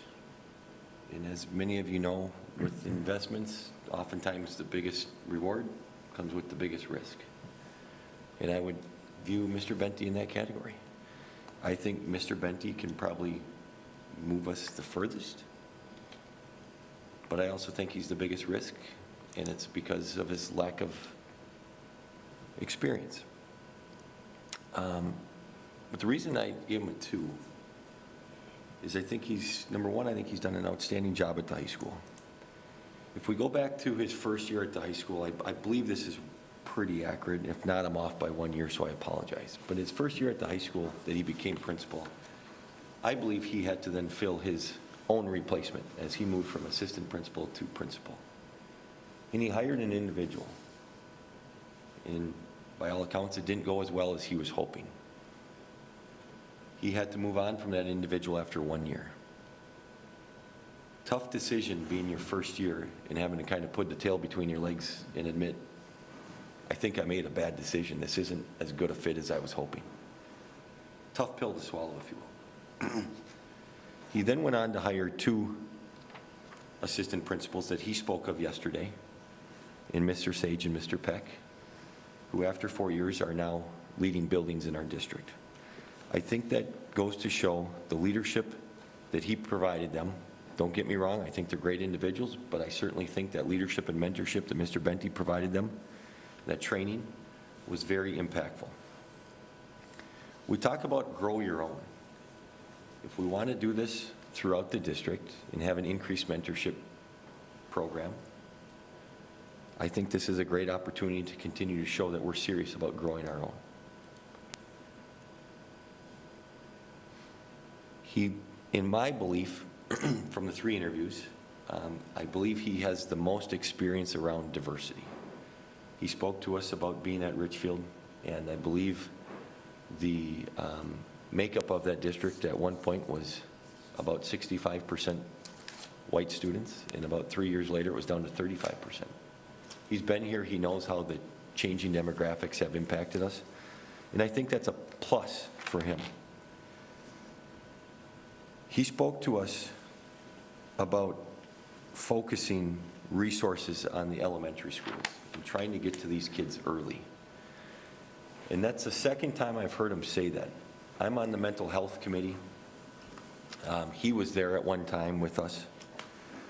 And before we ever heard of ESSER funds, we spoke about if you could redesign something on a blank slate, on a blank whiteboard, what would you do?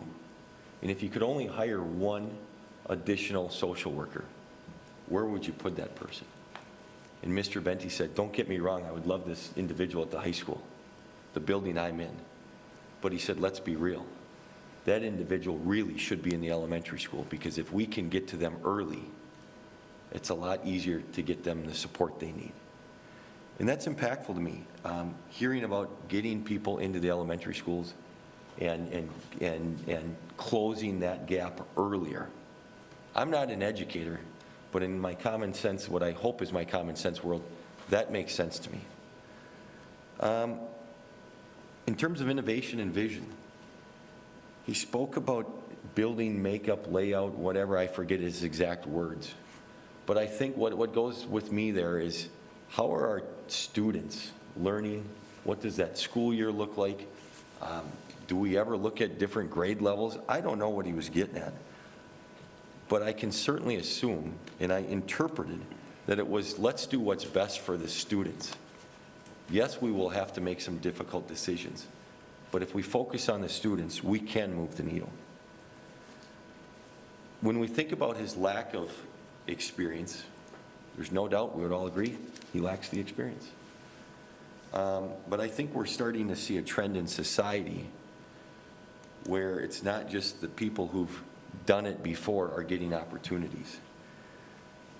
I think passing the torch, now this is short term, but may have long-term consequences. I think when we think of passing the torch, yes, Mr. Benty is the principal at the high school, but I do believe that he could very likely get some good mentorship and partnership with Superintendent Sesker over the next 5 months. And come July 1st, likely hit the ground running. At least that would be my hope. I want to address on the notion of the candidate living here in the community. No doubt about it. I wish and I hope our superintendent will live in our community. With that said, I don't know if Superintendent Sesker would have done any better of job living in our district or continuing to live in Cannon Falls. I certainly know it would have pleased some people. When we go back to the survey and we review the survey, I greatly appreciate the impact and the information that the community and staff gave us. I also know we as a board have to make the best hire and put the best person in that chair, in that seat, that can get us results. Results of closing that student achievement gap.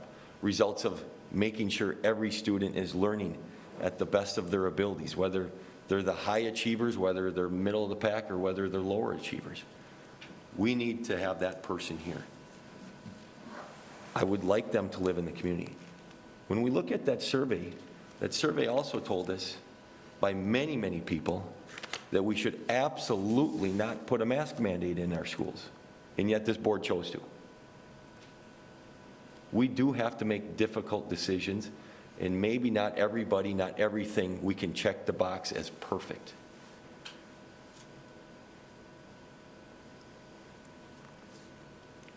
With that said, that's really the reason why I gave Mr. Benty a 2. I'll say it again, I can support all 3. I think all 3 would do a good job. I'll go back to Mr. Benty. I believe he has the highest risk and the highest reward. Thank you, Ted. Mr. Robichaud. Chair, just one follow-up comment on Mr. Anderson, and I went back to my notes to make sure that I quote this right. He talked about his whole issue of how early childhood is so critically important.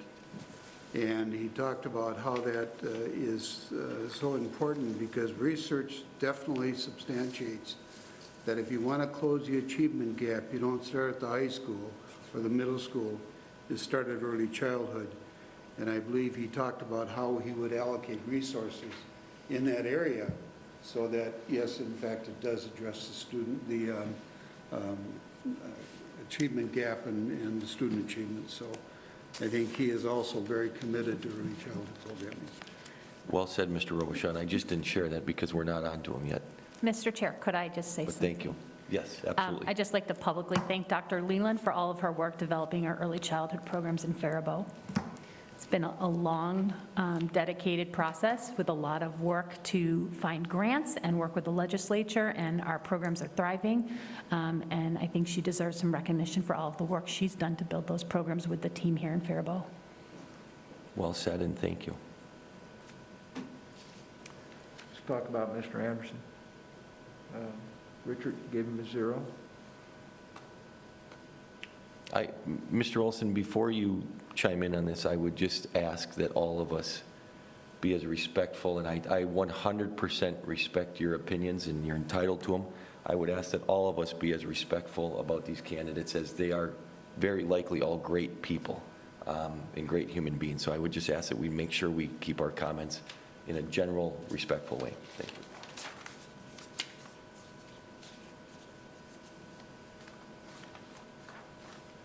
Go ahead, Richard. Wow.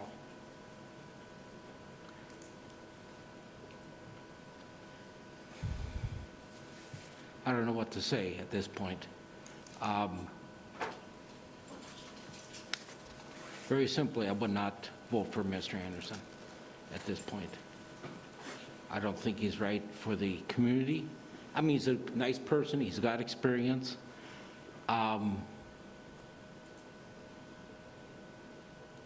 I think he, even what he said, maybe overstayed his welcome at Red Wing. About moving here, well, he said something about renting. He's still got a home in Red Wing. I mean, when I say moving, which Cassie and I will help anybody move here, that with Mr. Brown, Mr. Benton, you buy something here, single-family condo, townhouse, and this is your home. This is where you get your mail. So we talk about, yeah, if you rent something and you live here, is that actually living here? Guess it could be, I'd say about halfway, with that. If you are committed to moving here, then move here. And then what's your home? But, on that, I've stated some stuff that I heard I do not like. I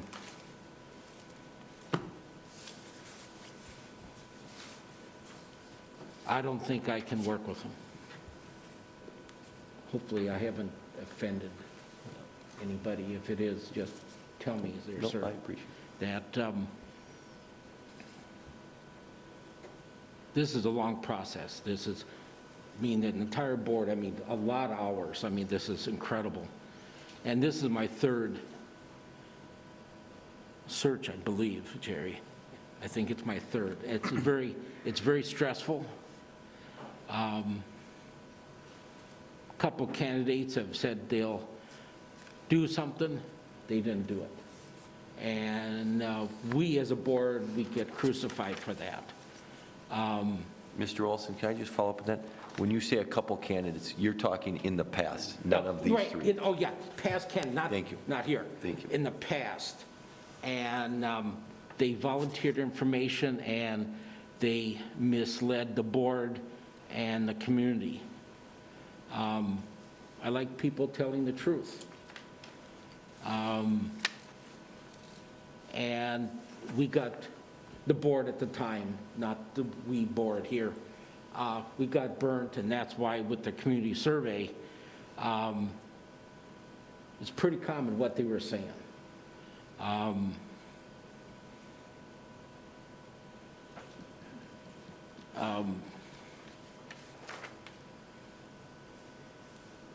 I don't want to start over, but I talked to Chad about if there's one that comes to the top. In fact, Jerry said it at the first round, Mr. Brown came way to the top.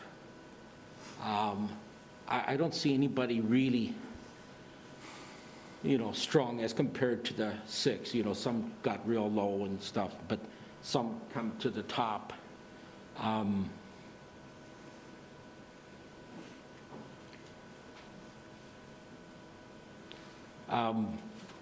I would not object to even starting over. Open it up again. We're still just talking about Mr. Anderson's feedback, right? Right, We're gonna yeah, have some, right, yeah, we're gonna have right. some time for like general comments Oh, okay, afterwards. sure, okay, Correct. right, yeah, thank you. So that's where I stand. Again, careful what I say. Like I said, Mr. Anderson, nice guy. But our beliefs are different. Cassie, Chad? Go ahead. You want me to go? Okay. Mr. Anderson, I still believe, in my mind, a very safe and sound candidate. I think he has the longest superintendent experience, 20-some years. I think he spoke at about 10 years or so in Watertown Mayor, and 11, this is 11th year in Red Wing, and I guess I could look at his resume if there was anywhere before Watertown Mayor. But I still believe a very safe and sound candidate, and I believe that was reinforced with the 3 reference checks that I did. I appreciate his thoughts on the Tier 1 in early childhood, as we spoke about earlier. He did talk about educational programming. I appreciate that. I really like the fact that he asked how committed or what are we doing as a district to extracurriculars, the arts extracurriculars all together. I appreciate that. He is the only candidate that asked that, and I think when we look at holistic, comprehensive, whatever you want to call it, education, school district, that's a big part of it, and being in the community. So I appreciate his asking that. I appreciate him willing to move here. I don't quite view his will quite on the same level as Mr. Olson. If he's willing to move here, rent, buy a house, I don't know, but he said he would, so I would take him at face value for that. I think he's done some very good things with his equity training that he spoke about, and how he believes that has really helped. That's a strategic a goal of ours, right? And what does that look like in moving the needle? So if we want to get better in that area, we have to address that area. If we know we have a problem, we have to do something about it. As I think Mr. Curry used to say, right? If you know you have a problem, do something about it. So I guess once again, I can't give 2 people 2s. I can't give 2 people's 1s. I have to give a 2, a 1, and a 0, as all of you did. One of the, I guess the question that is just sitting here in my mind is, I know he has some issues with a board member or board members, as we've talked about in Red Wing. And the real question that I guess that I leave with is, does he really want to be in Faribault, or does he really want out of Red Wing? And I think that's a fair question, and I'm trying to grasp that. Certainly, he's not here to answer that, but I get it. When times are bad, you look elsewhere. I certainly think he would do good things in our district. If the consensus was this board wanted to support him, I would not dig my heels in and say no, because I think Mr. Anderson would do a very good job. That's where I'm at. Ms. Steves? I feel very similar to Mr. Wolf.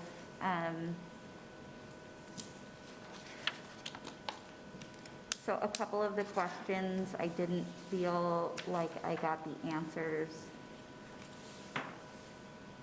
The quote, quiet about it, but effective, as it related to the question about the equity.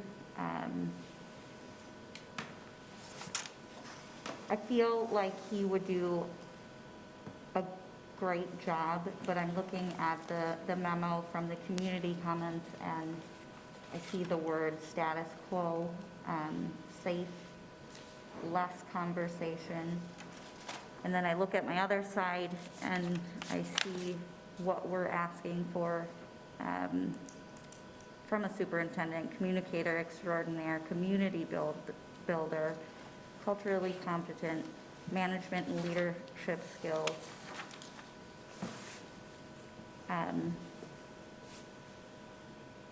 I do also appreciate, 10 years in Watertown, 11 years in Red Wing. That's substantial, and I like that. But I keep coming back to the status quo.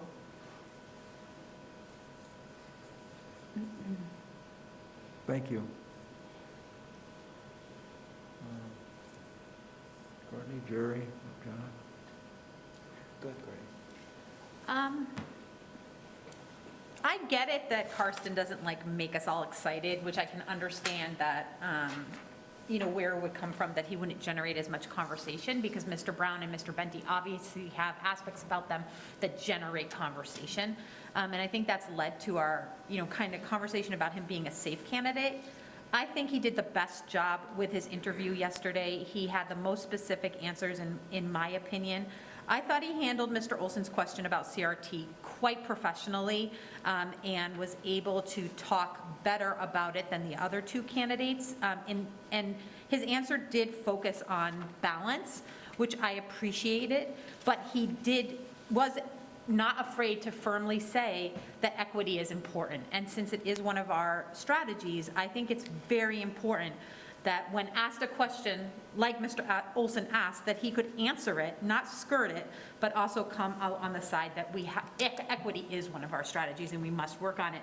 And we can't lose sight of important work on equity because of people's concerns about CRT, right? That's a distraction from that.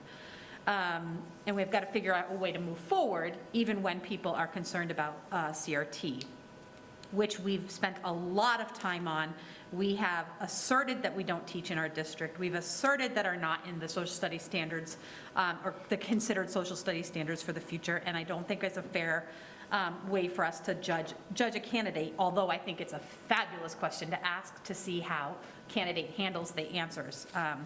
So I think that was great that you asked, Mr. Olson. I really appreciated you being willing to do that for us. I think Mr. Anderson comes across as steady and solid, but I actually thought his interview yesterday showed a little more vision and a little more specificity than his interview from 2 weeks ago, where I actually saw him as less safe and pushing against the impression that he would maintain the status quo.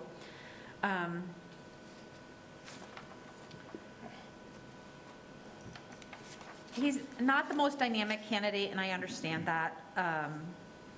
And I can see the difference between having a candidate like Mr. Brown on our side for a levy and for really getting out into the community versus a person like Mr. Anderson, who has a more subdued, quiet but effective personality.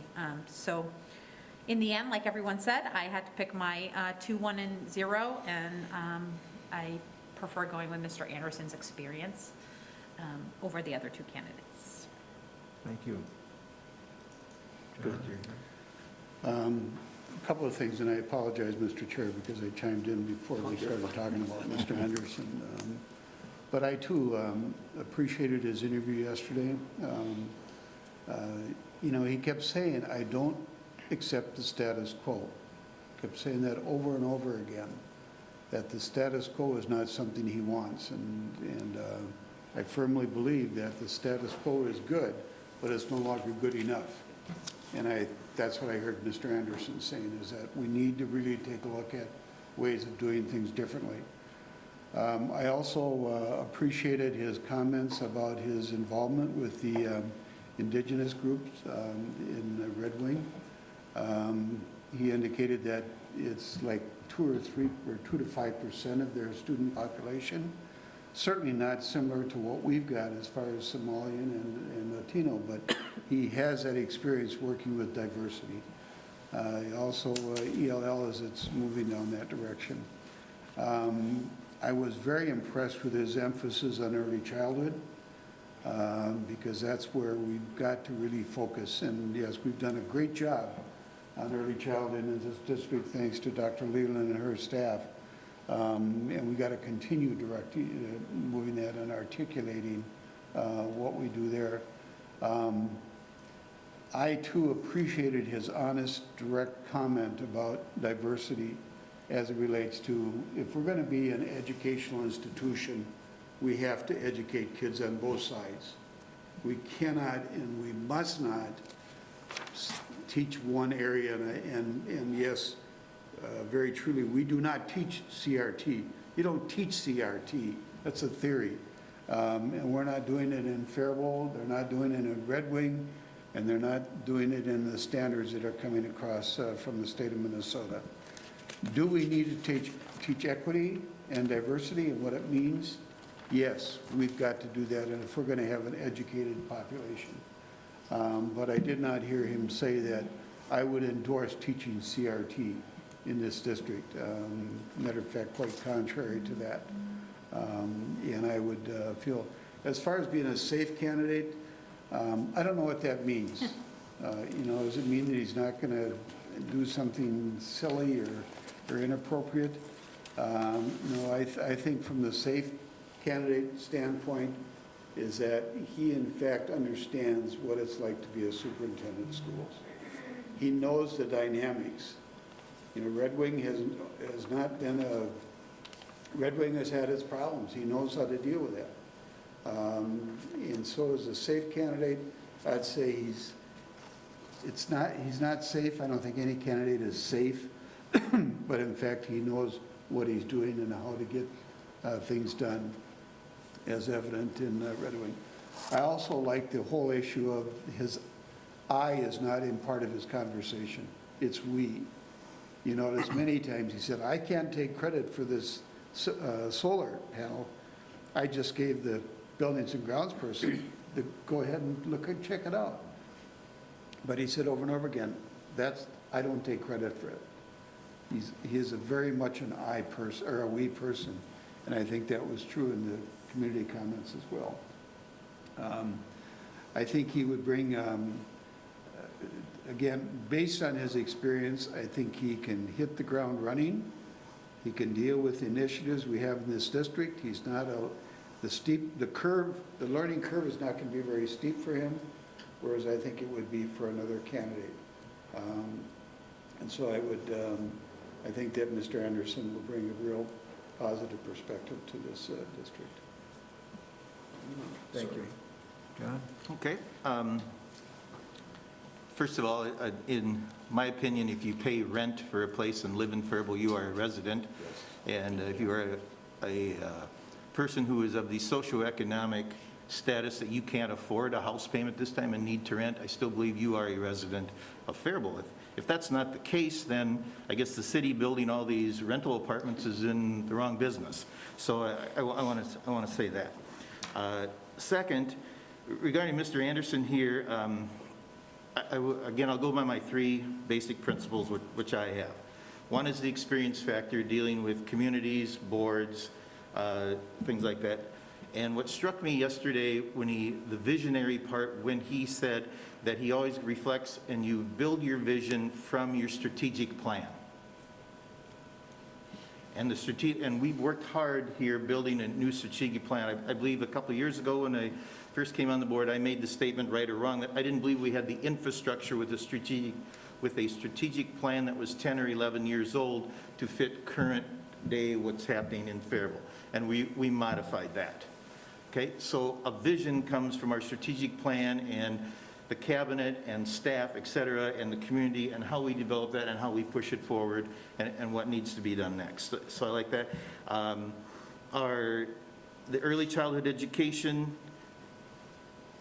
been said already, but I really liked how he said we need a strong curriculum at the elementary level, hands-on. He said in Red Wing, they tried a couple different things, with trying to do different teaching methods and hands-on.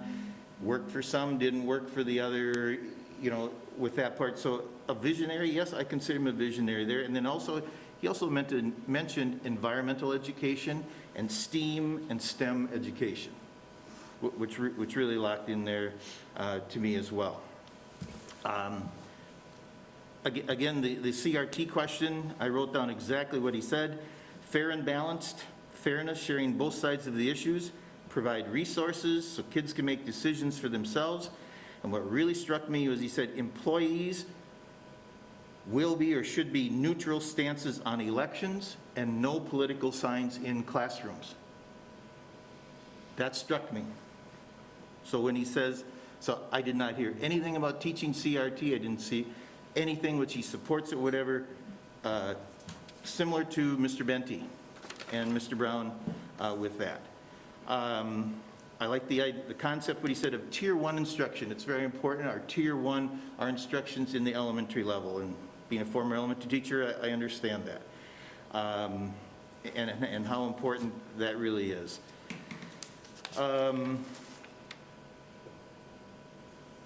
How he involves the cabinet and the teachers and the working groups within the community to form that strategic plan and where they're going, et cetera. And then one thing that really struck me, because Dr. Robershow asked him a question, tell us about your professional development, personally for yourself. And he had a plan of exactly how he's going to continue to grow in his profession and as a superintendent. And that really struck me. The other 2 gentlemen really didn't go with that part, but that impressed me of what workshops and things that he's attended, what he brings back to the district, of what he feels is important and strong, et cetera, there. So I like that. Weaknesses, as Ms. Cavalier said, did he seem like outgoing? I believe he's confident, but charismatic and things. I think in his own way he is, but we've had some superintendents years past, whatever, that talk a good game and then don't follow through, and vice versa as well. So those are some of the things that why I gave Mr. Anderson a 2 there, and I just went back to my basic principles here of vision, experience, and again, I agree, I don't know what a safe candidate is. If you call experience and continuing to steer the ship in the right way and bringing on new passengers as you come and new initiatives, et cetera, that to me is exciting. And I believe Mr. Anderson also talked about the capture rate. How do we increase getting students with not just 50%, but how do we get to the 60 and 70%, with that piece there? So there's my take on that. Thank you. Okay, we discussed all three candidates, the six of you. Mr. Chair, do we want to take a break? Yeah, since we've gotten through all three, if we didn't mind taking a 5-minute break, That'd be great. we'd reconvene at 11, if that's okay. So if I could entertain a motion to just take a 5-minute recess, it'd be wonderful. Yes, Mr. Roach? Mr. Chair, could you inform us that we do not have any discussions about these candidates while we're taking the break? Yes, well said.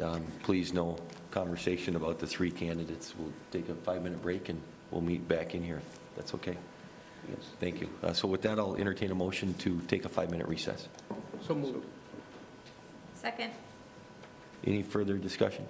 All those in favor, please signify by saying aye. Aye. Opposed? Motion passes 6-0. Drew, we'll take a 5-minute recess. Thank you.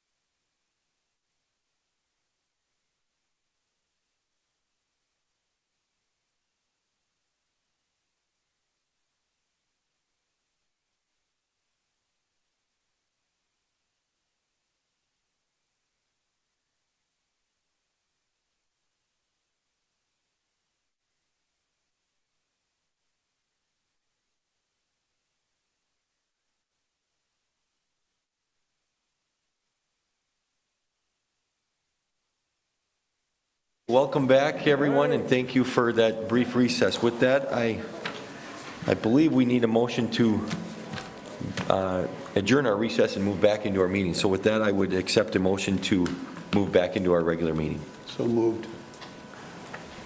I'll second.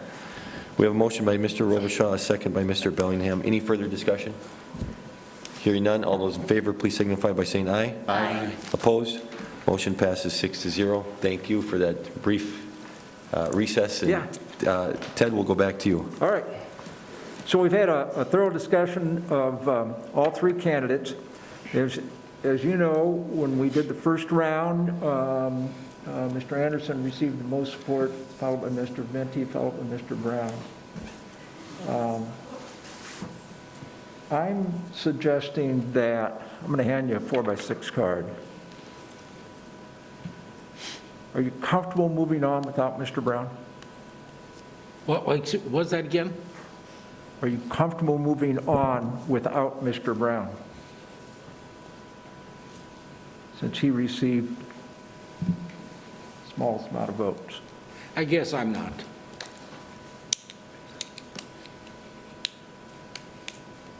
I can live with that. I can live with that. I'm fine with it. I can, I'm sorry, Courtney. I can move on without Mr. Brown. I can as well. All right. So you're down to two choices. I'm going to hand you a 4x6 card. Write your preferred choice on this. If it comes out 3-3, and there's a very high likelihood of that, then we're going to have a little more discussion. Take you back to my opening comment. Not just your first choice, but who might work best with the entire board. Okay? So, write two names on this if you would. Write your name and then the name of your preferred candidate. Thank you. Thank you so much, Kathy. As per usual, you ride to the rescue. Ted, can I just ask a question? Please. And you kind of just alluded to it, right? But in the note you sent us some directive, if you will, some guidance on Wednesday, January 19th. You said hopefully you will have three candidates that everyone agreed could, quote unquote, do the job. Right. So you're asking for one candidate here that is our preference, right? Yes. That's what you're, okay. Yes.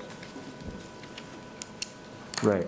Yeah, in my email to you about this meeting, I basically paraphrased what I sent you earlier when we started the meeting today.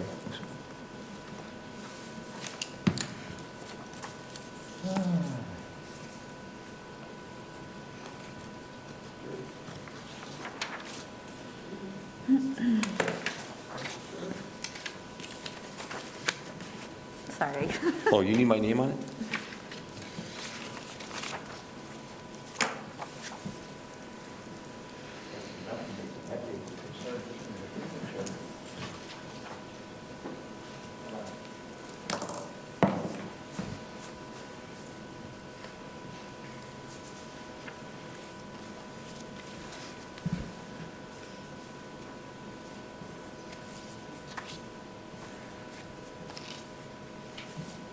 And as expected,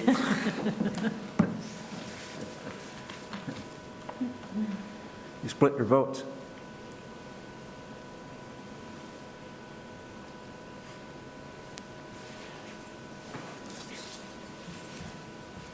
So, Mr. Chair, we're just going to come up with just some general discussion items between the two right now? My first time through this, Mr. Bellingham, I'm not sure. I will just preface this with, great question. Ted, I can work, I put Mr. Venti first. I don't think any surprise probably based on that. I will reinstate or reiterate, if you will. I can work and I am comfortable with either or. Okay. Mr. Venti is my first choice, but I'm completely supportive of either and I can work with either. And I would, quite frankly, be happy to have either here. if I could. So I view the a superintendent position, different than principal, director, whatever. One, let's kind of go to the business model, and that I'm a businessman or whatever, but you're hiring a CEO who is responsible 24/7, 365 for virtually every issue in the district, okay? And again, I'll go back to my basic 3 principles, the first one being experience, okay? I don't know of any multi-million-dollar company that would hire a person who has not been a CEO or had experience within that realm before to oversee financial, personnel, things like that. Okay? I don't see that. Okay? We're talking, because we're a 30, 40, $50 million business here with Faribault Public Schools. Okay? So that's my take on that. So again, both of them going to do a wonderful job. And then I go back to the survey, community comment. And personally, I've lost out in my teaching career, I lost out on some leadership positions, being a lead teacher or this or that, because I was inexperienced. So how do you get experience? If I ever wanted to be a principal, I knew I was going to have to leave Faribault and go to another district, a small district like a Kenyon, like a Medford, like a Waterville, whatever, before I got to be a principal or whatever in the Faribault Public Schools. Okay, that's the way it was in the 70s, 80s, 90s, and now. Okay, so that's just a side note there. So how do you get experience as a CEO or like this? Obviously, like the gentleman we had from Kenyon, get the superintendency, being a principal superintendency in a smaller district, which doesn't have quite so many gears meshing, et cetera, as here. My take there. So again, that's just the 2 things there, and that's why I lean towards Mr. Anderson and his vision, et cetera, there, and focusing on that the superintendent is much different than a principal position and all the details that it encompasses and goes there. So. Mr. Bellingham, I just want to push back a little on your CEO of multi-million-dollar companies. I think we are seeing more and more individuals that are innovative and outside-the-box thinkers, as we've mentioned those words before, outside-the-box thinkers, be brought in. And if there's a supporting leadership team around them, I think that is becoming more of the norm. Because change is happening so rapidly that people want something different. I think you said it very well. I don't believe that was the norm 5, 10 years ago. I see it becoming more the norm. You can open the sports page if you want to look at the new GMs or new coaches or whatever that have very vast responsibilities, and a lot of them have never been in that seat. Mr. Brown's successor himself was a principal that stepped into that role. I can't exactly say how big Fairmont is in terms of budget. So I don't want to disagree with you, but I want to push back and caution that. I do believe that is being more and more, and maybe that's the norm, but certainly in an increasing amount. I'll leave it at that. Again, I'm not in the business world, so I don't know when you're dealing with stockholders' money, et cetera, there. But here we're dealing with the public money and confidence to pass a levy, to have programs, interests, et cetera. So I think in this case, experience does matter, in my opinion. I would agree with Mr. Wolf, but I hear what you're saying, Mr. Bellingham. For me, I mean, I'm in a similar position in my life. Again, I'm not a CEO. I don't have experience, but I've lived here and I'm committed to here. I have experience dealing with people each and every day. And for me, I see myself in one of the candidates, in Mr. Benke. I guess that's just my perspective. Mr. Chair, Robichaud? thank you. I appreciate what Mr. Billingham said about the CEOs moving, that multi-million-dollar corporations generally don't hire inexperienced CEOs. I take a look at the business section of the paper, and people that are promoted are individuals who have had some kind of CEO experience, CEO or COO, when they go to that, because of the dynamics of those organizations. I look at this and I say, okay, if there wasn't a comfort level with one of our candidates, Mr. Benty, if we didn't know him, would he be on this list as it relates to being our superintendent of schools? If we didn't know him, I would say probably not. Probably wouldn't be on that list when you compare him with all the other candidates we have. And that's one of the things I take a look at. He's a fast learner. He's a very intelligent individual. He will be a great leader, whether it's a superintendent of schools somewhere, getting the experience. Even the superintendent down the road here, who was a former principal in Rochester, went off and Byron got experience in that before he came back to Owatonna. He chose, he had to leave that track. So I go back and I say, okay, if I can take a look at all the other candidates we had, and if we didn't know Mr. Benty, given the fact that he's experienced as a high school principal, done a wonderful job at the high school, would he in fact be on our list? And I really question whether he would have been. Mr. Robichaud, I just want to ask a question, and I'm going to ask a question about a name not on that list.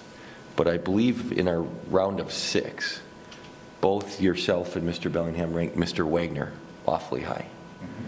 He was an associate superintendent, but not the superintendent. Is that enough? Is that enough experience in the two of your minds? In my view, yes. Okay. Okay. No, thank you. Yes, it would be. And I'll clarify from the standpoint of he has been involved in working, not directly, but he's has understanding of supervision of 22 schools, supervised principals, supervised other individuals. There might even be another layer below him. But he also has been mentored by a couple of superintendents, and also the fact that he's had some interactions with a governing board on a regular basis. No, thank you. I appreciate it.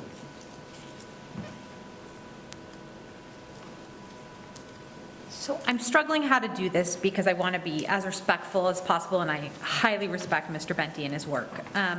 I said in my initial comments that I thought his interview, while good, had several points where I thought a lack of experience shined through in a way that I noticed.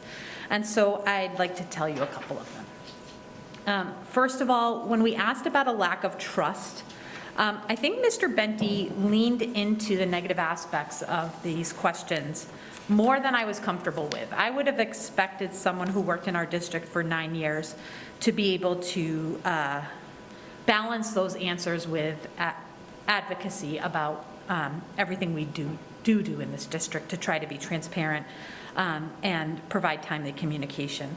So I was kind of surprised at the tenor of that conversation. When Mr. Olson asked Mr. Benty about CRT, I was also surprised to hear Mr. Benty use words like choices and decisions, or when we asked him about students of color and students who were perhaps either questioning their sexuality or who knew they were gay. And clearly, students of color don't make choices and decisions around being students of color, and my personal belief is neither do people who are gay. So I thought his comments in response to Mr. Olson's questions sort of revealed a lack of experience and sophistication around how complicated those issues are for students and parents, although he was very, very clear to prioritize that all students should be welcome in our schools. But I think there's some work to do there, and it's an incredibly important topic that obviously creates divisiveness in communities, and we need to be able to talk about it competently. When Mr. Benty talked about bringing the pathways down to the middle school and then down to the elementary school, while in concept I understand what he was saying, my head started spinning on the ideas of tracking our children in elementary school towards vocational programs or any preconceived notion. And I would have liked to hear a more sophisticated explanation of his ideas there. And then finally, when Dr. Robichaud asked about working with former colleagues, Mr. Benty leaned into positional authority, whereas Mr. Anderson really talked a lot about we and I. And I think Mr. Benty probably sold himself short on that because everybody we talked to in terms of references talked about his ability to relate to one another and work with other people and being part of a team. And we've seen his work mentoring principals in our, people in our district who have now gone on to be principals. And so I'm not sure if he kind of had some more time to answer those questions and had them to be able to prepare. Maybe he could have given more sophisticated answers. But those are sort of examples for me about what experience looks like versus not experience. And I completely think Mr. Benty is absolutely capable of doing this job and all of these things. But this is how lack of experience shines through, in my opinion. And as I said, because everybody's watching, I really respect Mr. Benty. It's hard for me to say these things, but now that we're getting down to 2 candidates, I feel like I have to. Thank you. Yep. Mr. Chair, just one more comment, and I too want to make it very clear that I have the utmost respect for Mr. Benty, not only as a professional, but as a person. I think he's a very, integrity is not above reproach. I think he's very ethical. I think he's done a great job of mentoring people in the district, not only the 2 principals who have moved on, but also his staff, the counselors and other individuals who I'm sure he would recognize as having some very specific skills. So I really appreciate it, and we're fortunate to have him as a principal at Faribault Senior High School, very definitely. My issue is we need somebody who can hit the ground running in this district. We need somebody who's going to be able to take a look at all the initiatives that we have going. And yes, I think Mr. Benty's a fast learner, but do we have the time to learn a new superintendent as we go through what we need to do in this district? So again, I think he's a great human being. I appreciate all he's done for the kids in our school district. And he'll be a fine superintendent somewhere down the road. I'm going to play devil's advocate on that. Hit the ground running for me means also knowing what initiatives we have in our district, knowing our students, knowing our community, and growing on those. So it means something different to each person. That's a good point. Mr. Olson, any thoughts? Well, again, it's, I would definitely support Mr. Benty as superintendent. The experience he's got, 9th grade academy, the 7th period A, which we've been trying for years, ever since I got on the board in 2005, but finally came about. Put a lot of work in, didn't know if the board was going to, pass a levy to support it, but he put the work in. I think he would work closely with Dr. Parker with the vocational. To me, that's really important at that level in the high school to get students a trade. And we're not talking a 4-year college. We're talking that people just want to go to a trade, which is absolutely needed. I mean, he's here. He works well with the staff. He is respected. I I know lack of experience, but again, everybody has to start someplace. I think he can start here. He's already here. With, Jerry said that if it was just somebody coming in, well, no, I don't think he would have made the cut the first time. But I would definitely support. He absolutely has some real wins, Mr. Olson, you're totally right. Yeah. There are some really great programs at the Right. And then if high I school. could change a number, I would make it a 2 or even a 3. But that's not, but again, that's what I would.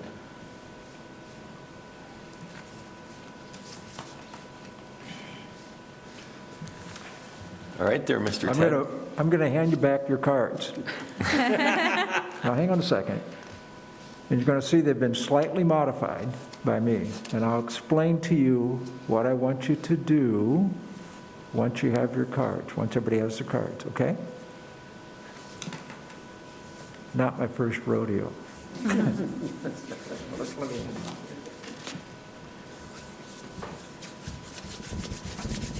Thank you. Chad, can I ask a question of Ted? Is that as you know that we're short one board member, I know we can't wait, that's, but again, a board member would now vote for one of these. So it won't be 3-3, it'd be 4-3 for somebody. How would we, then what would we do if this person, then it'd be like a 4-3 vote, or what's, Well, I mean, it's to my just, knowledge, when it comes to votes, the majority wins. And I think that's where Ted said, to have this move forward, you really need a 4-2. And we have to have an action item. So, Mr. Olson, I believe that if we did have a 7th board member here, a 4-3 would move on. I think Ted can speak to it, that are the board candidates willing to work with an individual or not willing to work with an individual? And what is that like? And I think that probably would be then somewhat, as you know, we are not approving, or today we are looking for approval of the preferred candidate. We are not looking for them to start July 1st on any motion today, right? There's some work that would need to be done. And I think that candidate would have every right to reflect on what did that board discussion look like and how do I view my interactions with that board. That's just me. I might be wrong. Ted, would you have any comments or thoughts? No, I think you're over the target on that. Let's come back to that, if need be. I've handed you back your cards. You've got 100 points. Divide them between the two candidates. Go. 100 points, you said? 100. You've got 100 points. Divide them between the two candidates.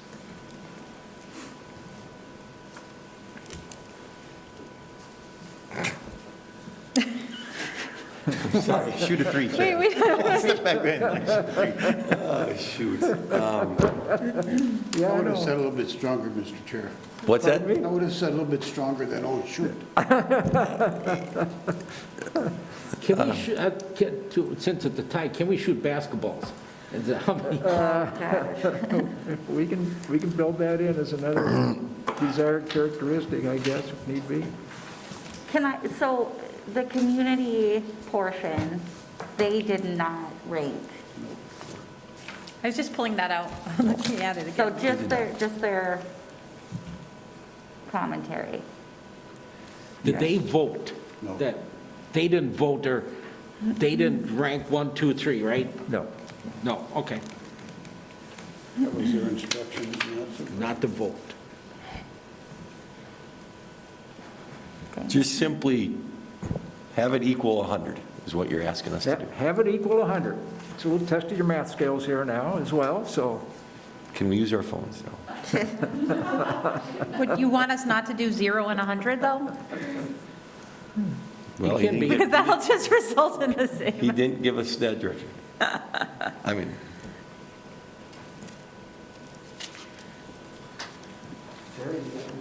Yep. I still say shooting baskets. I'm sorry. Sorry, I'm gonna, I don't know. That's,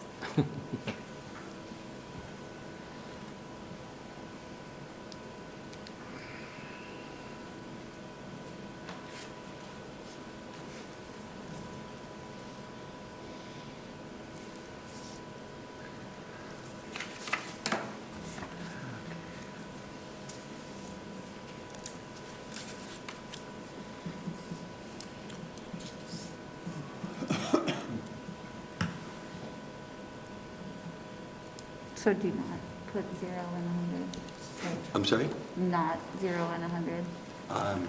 You'd have to ask the guidance counselor As here. long as it That adds was a up to joke. 100, Yeah, as long you as it can adds to split your 100. vote. I don't know. You can see why boards prefer an odd number. Yeah, do you know there's boards that do not have an odd number? Yeah, no kidding, yeah. If I may, the Fairmont is 6 board. It's a, so that's all they've got, so. I'm glad we have 7. There's some districts that even have board members serving precincts Yeah. rather than that large.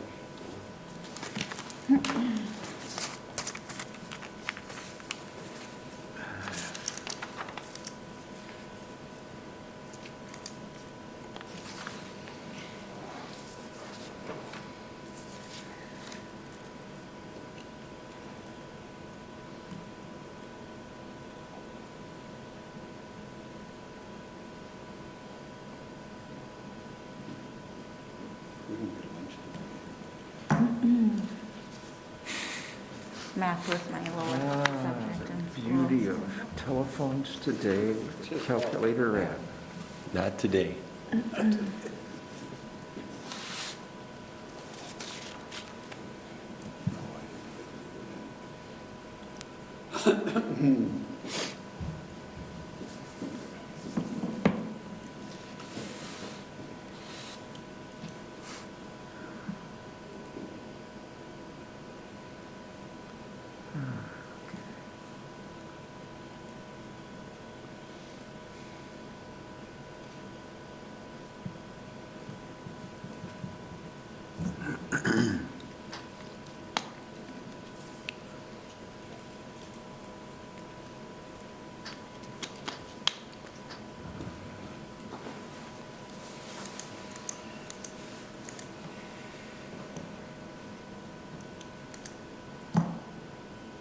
Thanks. If you tell Why are us, you laughing? if you tell us we're tied, rock, paper, scissors. All right, so you had a total Be of that too. 100 points each, 6 board members, 600 points, right? 300 and 300, right? No. Oh, So you had 305 points, ranging from 0 to 90 for Karsten Anderson. And you I'm had sorry, will you say that again? Are 305 you total? serious? 305, ranging from 0 to 90. And for Jamie Benty, you had 295 points, ranging from 10 to 100. So it's a tie. So what's that tell you in your experience? Well,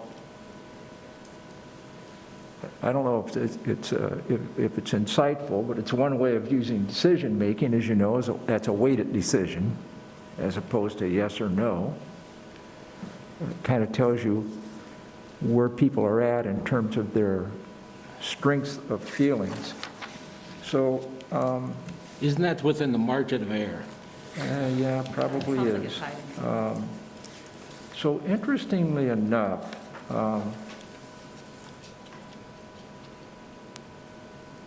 four of you ranged 90-10 or 100-0.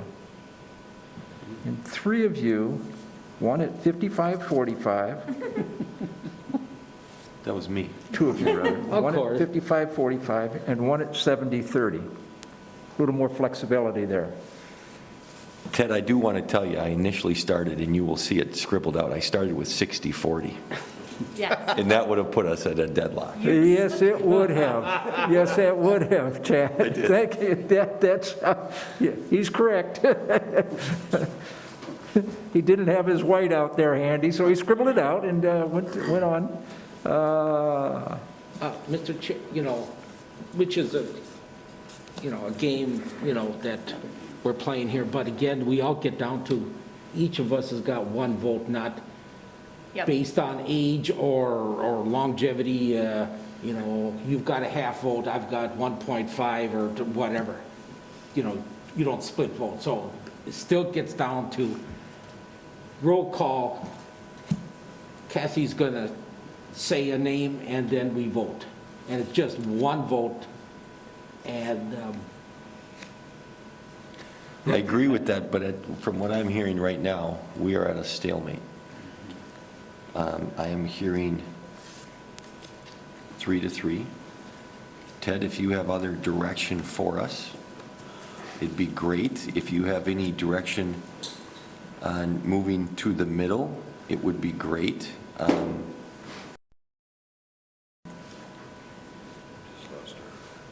I don't know if any of the zeros are willing to change their mind in support. I had 1 and 2, right, and I was 55-45. I was Right. very close. I've expressed my support. I can work with either. I think both will be good. I've said my piece, and I'm good with it. If we have any individuals that are adamant they will not work with people, I think we need to have that discussion. Now, we could have that on both sides, I think, right? I don't know, and I'll turn it over to you, but what do we do next? Say it again? You could have We what? could have it where we don't have people on both sides, both supporters for Mr. Anderson and Mr. Benty, that people are pretty refusal to move to the middle, if you will, and be supportive or work with them. Right. I don't know what we do in that case. So once again, I would defer to your guidance Yeah. on any words of wisdom, as I think you had told us, myself and Mr. Robichaud one time, this is your 41st or 42nd search. Yeah. I hope we're not the only one that has gotten to a stalemate, but maybe we are. No, you're not the only ones. And that's the reason I kind of made a flippant remark, not my first rodeo. I actually used weighted voting a few years ago with a board, by the way, that had 6 votes. And they were in a stalemate. It wasn't a 7-member or 5-member board, as typically you would find. It's your decision. It's not my decision. It's your search. We were here to support and help you. So part of the reason, going back to the way we started today, think about a candidate that could work with the entire board. May not be your first choice, may not have even been your second choice when we started this with the 6 to move forward. So it's going to take some flexibility on your part, all 6 of you, to arrive at a preferred candidate. Board Mr. members? Chair? Yes, Mr. Olson. I've talked to you about this, do we have to decide today or not? I mean, that's just a question. Or do we, of course, there's many steps like background checks, contract negotiations. Of course, you don't want to spend the money for 2 background checks, and you don't want to negotiate with 2 contracts, so. I think, Mr. Olson, we would all expect the background checks to come back very positive. Yeah. Based on the Of course. positions they hold today. Right. That we would be doing ourselves a disservice if somebody was willing to come in at $2,000 less of a salary and we went that route. Simply for that. So I don't view either one of those as being impactful in my support or decision, right? I mean, I think, at least that's just me. Well, I didn't say that like they're bidding on. No, right, Yeah, I mean, that's just like, right. oh, we can get them cheaper. Right. No. Right, but either one that we choose, we will do a background check on, and we will enter into negotiations with, right? I think that's the process. I wish we had the cabinet's opinion, since they're going to work directly for this person. I'm sorry, say this again? I said I wish we had the cabinet's feedback on the candidates, since they're going to be working directly with this person. Mr. Chair, if I may, Yes, sir. since we've started this process of, let's even go back a couple of years when Mr. Sesker announced his retirement, and then we gave him a couple-year contract again as an interim / full thing again. Like all of you, board members, you have significant contacts within the community that support you, ask about public schools, et cetera. The same with me. And this process, I've really been inundated, not just lately, but even in the months of November and December, of the process, asking about the process and vision, et cetera.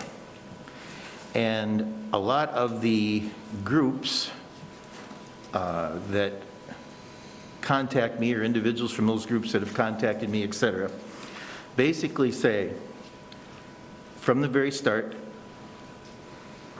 look outside of the district.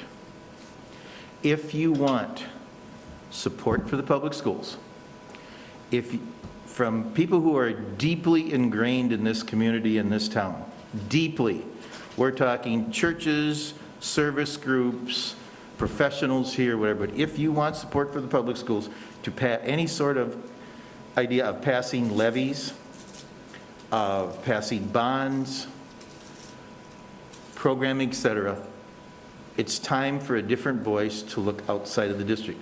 And again, that's one of the problems with being an internal candidate, is you're associated with the current process now. Okay? So I will stick by, because I'm also looking down the road 5 to 10 years from now. Where are we going? How are we going to get there? What are we going to do once we're there? But without that support from those community members, we're going to do the same old thing? Probably not, but that's the perception of hiring from within. And again, I have like all of you, I have the utmost respect for Mr. Benty and the staff or whatever, okay? And the job that they've done. But I'm just telling you, the voices that are out there, the voices that have elected us and supported us, et cetera, and what they're thinking. So that, I just need to buckle down on that. I don't know if it's not my job to change anyone's mind. I think we need to get all of this right out in the open and say, if we really want support for the Faribault Public Schools and this, here's what the community is saying, and we have to be locked in with that community. I said it before, is I hear the opposite from the people that contact me, so it's just a different, very valued opinions, both sides. I guess, again, I'm willing to work with either candidate. I clearly have a preference. What tickles my brain is what I heard from Mr. Olson was his resistance to work with one of the candidates. I don't know if that's still his feeling. I don't want to call you out, Mr. Olson. Sure. But that is a little wrinkle in my brain.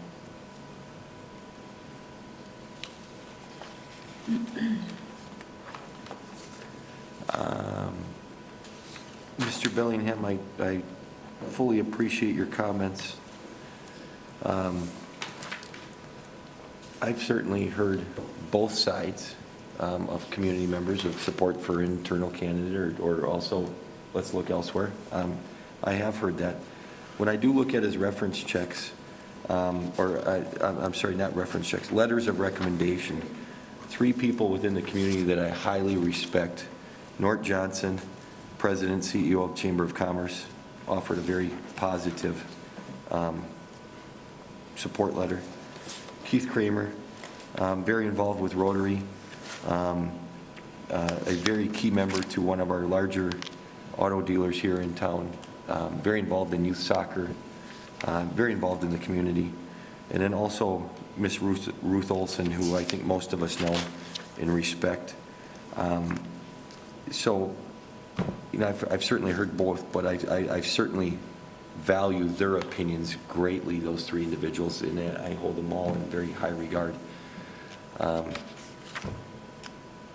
There's, no matter what we do, there's going to be some that are supportive and some aren't. And quite frankly, there's going to be a contingency that sat in here yesterday or have watched the first interview with Mr. Brown or the second interview with Mr. Brown and say, I'm disappointed with either Mr. Anderson or Mr. Benty. It should have been Mr. Brown, right? So no matter what we do, the 6 of us have to decide something. We have to live with it. Whoever it is, we have to do everything we can to support, because if we're not, we're really harming those 3,400 students and the 500 to 600 staff members in this district, right? And so whoever it is that we settle on and agree upon in some form or fashion, we have to be willing to offer an all-out support of that individual, because at the end of the day, if they're successful, our students are better off, and we made a darn good hire. If they're not successful, if this individual isn't successful and we stand in their way, shame on us. Shame on us as a board member of hiring somebody that we will not work with or fully support. Mr. Olson. Yeah, you know, I could, you know, change my vote or whatever it is to, you know, to get out of here type of thing. It's like, okay, we're all stubborn and stuff like that, I guess. Well, I'll talk about myself, sorry. That,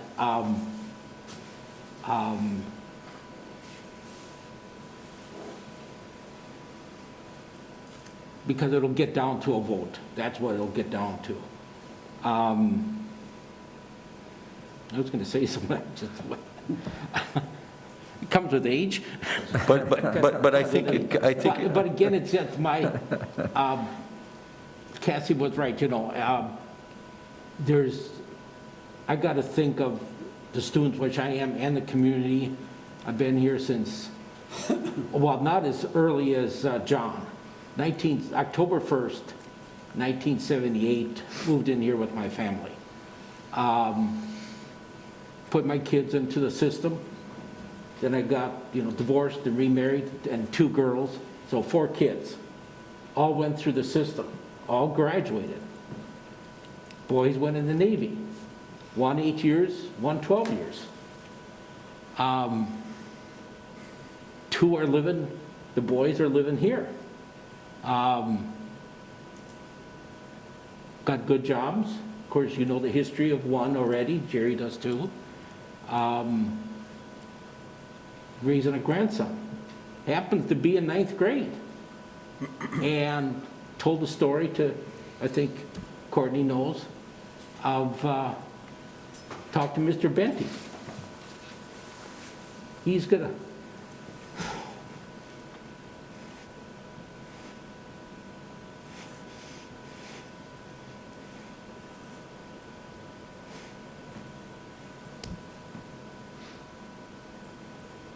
go on.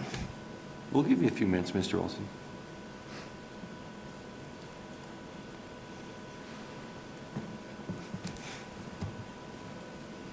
If you want to continue, you're more than welcome to. We'll give you a few minutes.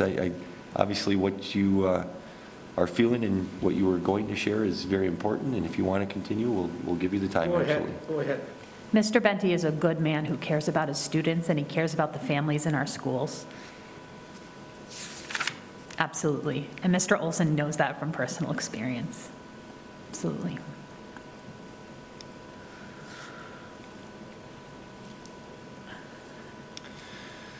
So Ted, do you have any other things you want to Let me show or share? talk about 3 things. 1, we can vote again. 2, we can wait, we can come back. I'd have to probably meet with you virtually, and the earliest I could do that, I was just looking at my calendar here, the earliest I could do it would be Thursday of this week.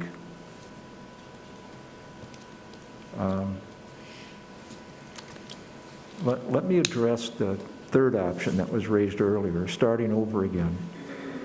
You could certainly do that, but I can assure you, you will not have a slate of candidates.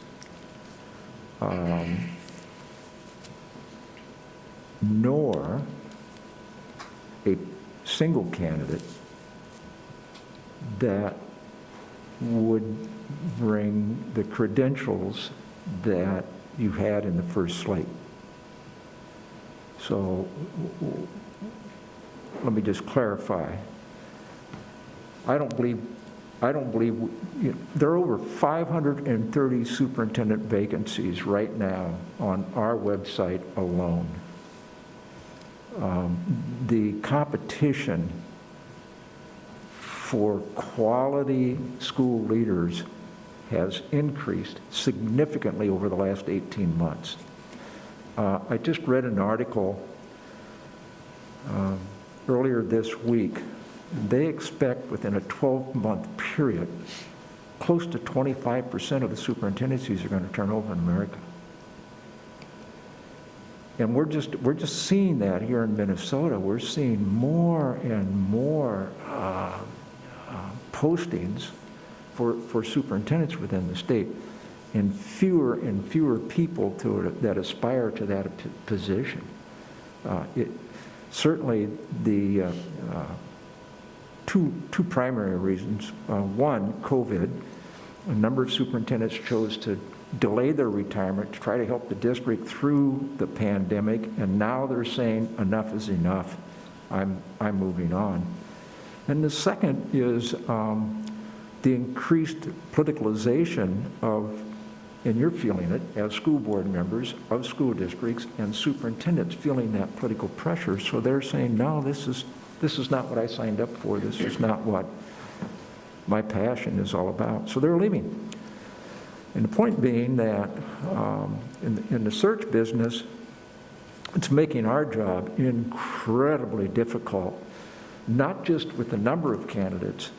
I just received an email from a colleague who's doing a search for a nice school district, not in Minnesota, but a nice school district. They're ready to present a slate. They have 3 total applications. 3. Wow.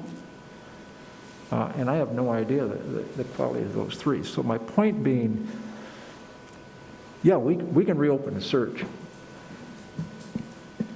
I have very little confidence you're going to wind up with quality candidates. So those are just 3 comments. One, we can vote again. You know, I don't need to leave here until 2 o'clock this afternoon for another meeting. 2, we can, give you more think time. You can come back next week,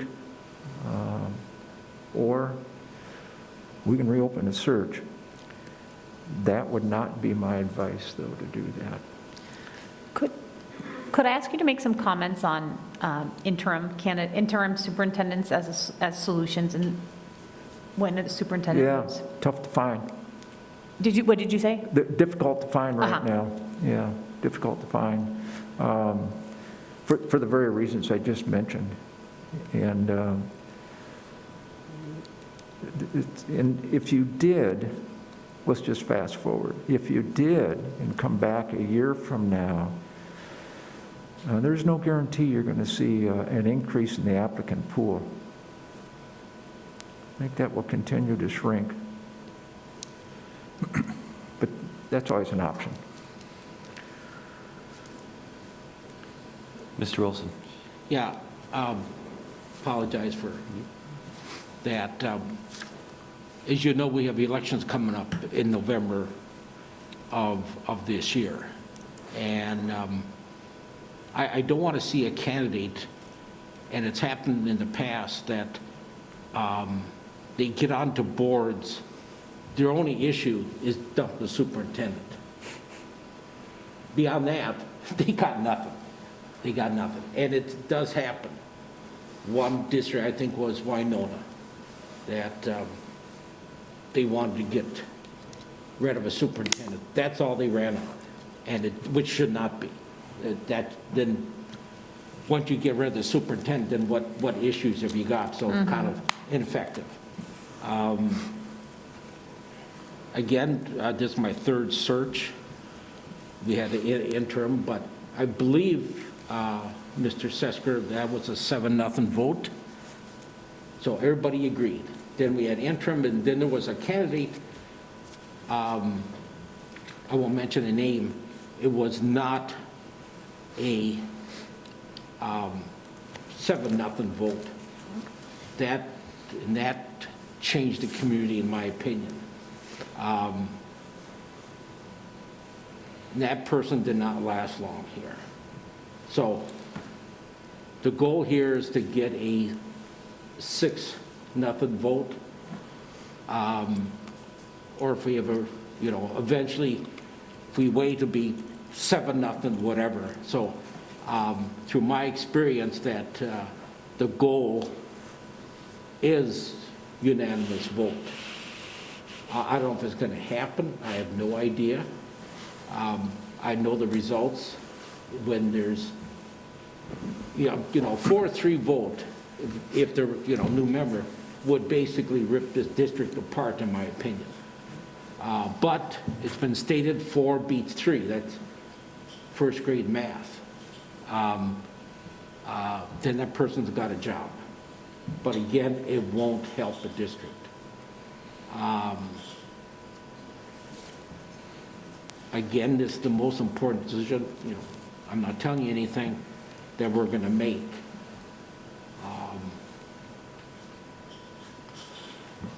Again, it's that I've stated that Cassie made a mention of it, that there's no way I can support one candidate. I mean, it just, in the fiber of my body, I've thought about this for a long time and really listened to the interviews. I mean, really, strongly. In fact, the second round was, when I got home, I was tired. I was exhausted. I really was exhausted. But it just the fiber of my body, I have to vote the way that I see fit.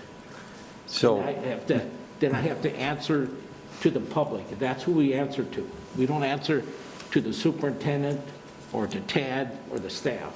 We answer to the public. you have a comment? Mr. Chair, Mr. Chair, I'm going to move for a 10-minute recess at this time. So I'll we- second that.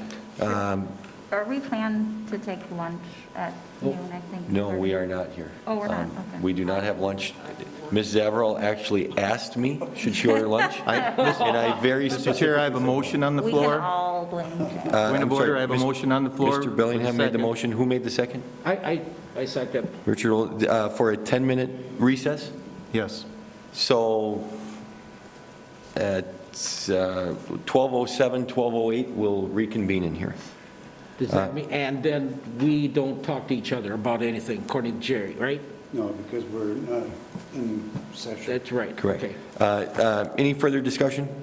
All those in favor, please signify by saying aye. Aye. Opposed? Motion passes 6-0. Thank you.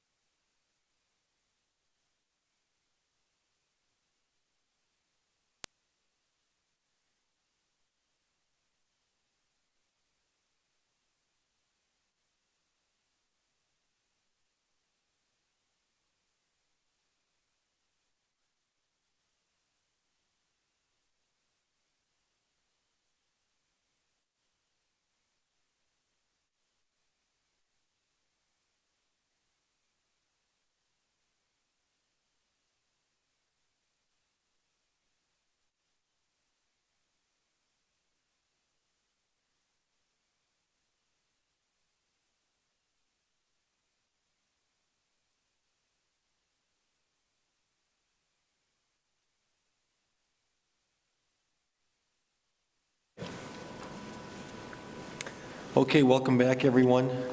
I will entertain a motion to convene our recess and move back into our regular meeting.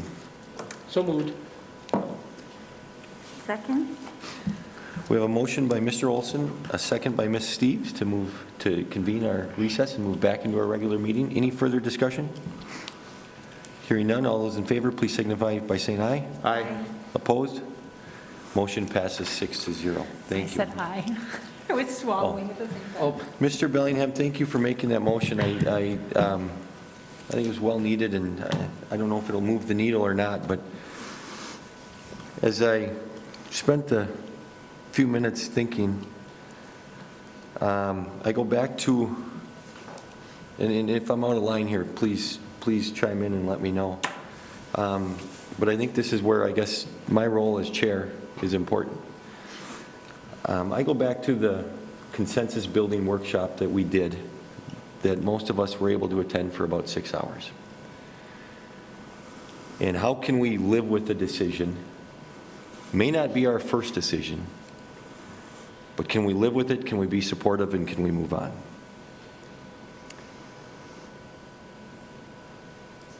We as a board, I think we need to do something. If we absolutely cannot come to some form of a conclusion here, I'm not sure if we go back to the community or if we go back to the group that met and asked for their input or not. Once again, I caution on that for the fact that they could tell us one thing and we go the other way, and it really bites us in the butt. And I'm being brutally honest. So I guess I'm going to be really blunt here and ask a few specific questions. We have heard Mr. Olson speak of his preference to not bring Mr. Anderson into the district. Every one of us board members in this scenario has that much power to say, I don't want so-and-so here. I'm not comfortable with them for whatever reason. So I guess my question to Ms. Cavalier, to Mr. Bellingham, and Mr. Robichaud is, I clearly understand that Mr. Anderson is your number one choice. Fully respect that. Are any or all of you willing to support Mr. Benty in this vote, or are any of you or all of you unwilling to move forward with Mr. Benty as our superintendent? And I realize that puts you in a very difficult position, but at this point, I feel we're at a stalemate, and I am not sure how to move this ship along without asking that question. As every one of you has a vote, and that vote is very meaningful right now in your thoughts and your opinions. If I'm out of line in asking that, please chime in and please let me know. But once again, I do go back to our consensus building and how do we move to continue moving forward and not get stuck, if you will. Mr. Robichaud? Mr. Chair, you're not out of line to ask that. But I would also ask you and Cassie if you are willing to live with Mr. Anderson, because you also, the two of you had a very strong preference to Mr. Benty. So I think we have to ask both sides. I think that's very fair. I will start out, and I will not ask anybody else. I will offer mine. Yes, I am willing to. The reason I voted 55-45 on the revised score, if you will, I will be brutally honest. I don't want either of these individuals thinking that we settled. I want them to be excited to be here, and I want our staff, I want our board, I want our community to be excited. Very good individuals. This has played out for a better part of 3 hours or so, and this isn't a trial, right? I mean, these are good people in my mind, only my mind. So yes, I am more than willing to. Mr. Robichaud, where I struggle with it, though, is bringing an individual in where we have a board member, Mr. Olson, entitled 100% to your opinion, that has clearly stated he prefers Mr. Anderson to not be here. And I'm not saying that Mr. Olson won't work with him. I guess I would ask that question. However, if we openly vote against that individual, what does that look like? And what does that state, right? And so I'm making myself as vulnerable as can be here, and I'm putting it out there on the line. How do we move forward here? Mr. Olson? Yeah, I don't want to be like a power broker or anything like that. So I just have a vote like everybody else, not more than one. I've said before, not less. I have a vote, and you've got a vote. Everybody's got a vote. And then eventually you will call the roll call. That's your job as chair. Ms. Steves will call the roll call. Oh, okay. Steve's will call there. And we're going to vote eventually on something. And then whatever the candidate, then I'll vote. I'm not here to act as a, No, and I get that. If I s- power broker Yeah. or something. I mean, that's not No, my style. but I do believe our words certainly have consequences and carry weight, right? So I think you've made your opinion explicitly clear, and I understand that. So I guess, Ms. Steves, let me ask you first, and then we'll ask the other three. Would you support Mr. Anderson if his name came up for a vote?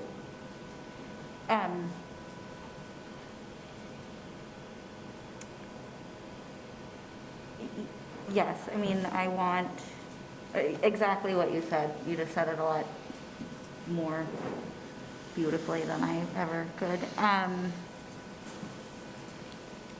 Yeah. Either would do fine. Okay. Mr. Robichaud? Mr. Wolf, I'll respond to your question.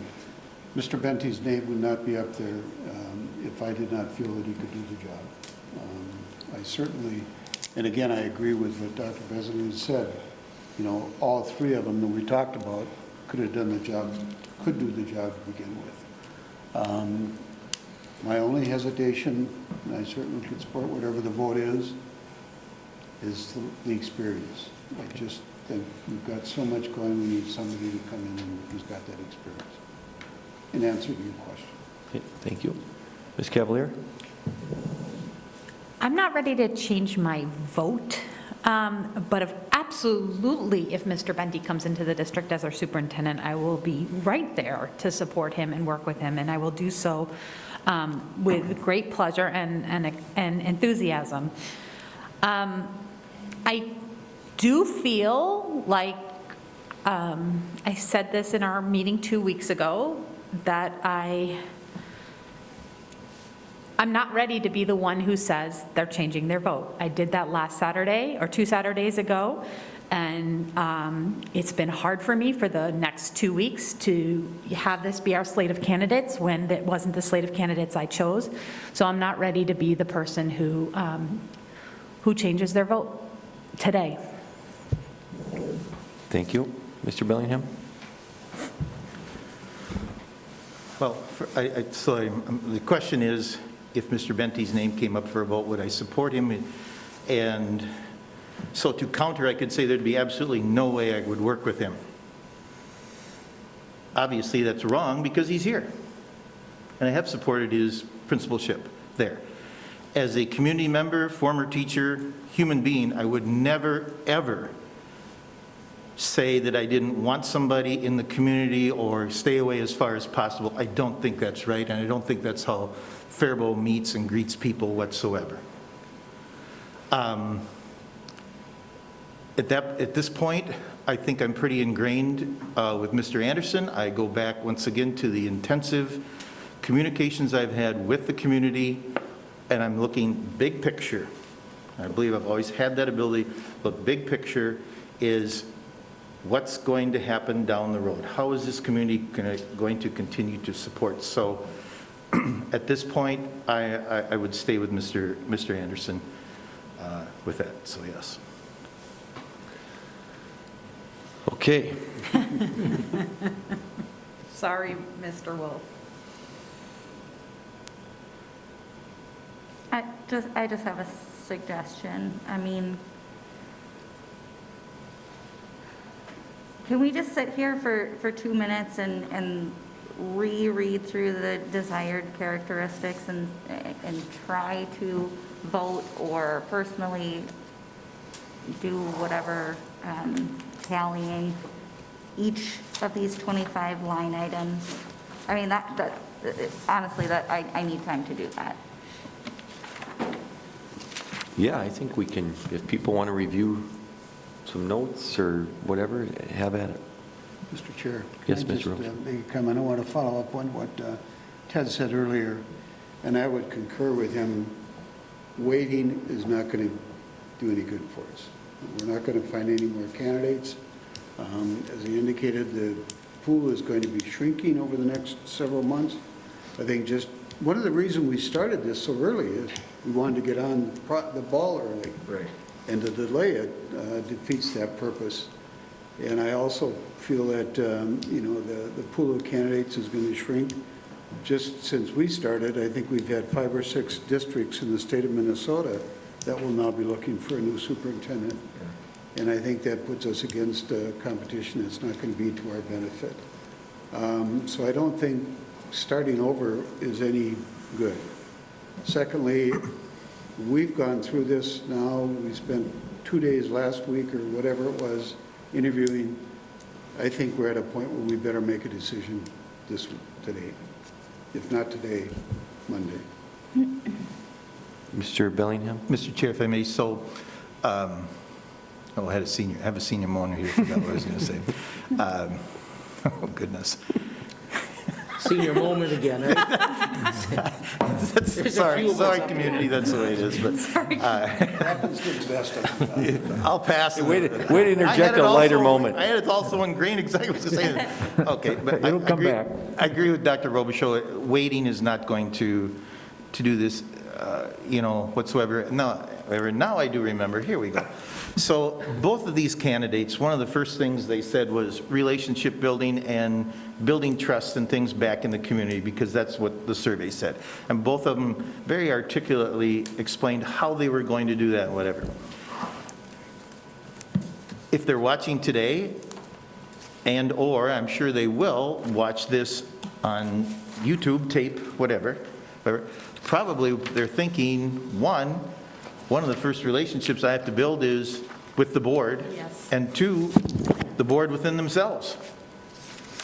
Even though we've gone through the consensus building, et cetera, some time ago or whatever. So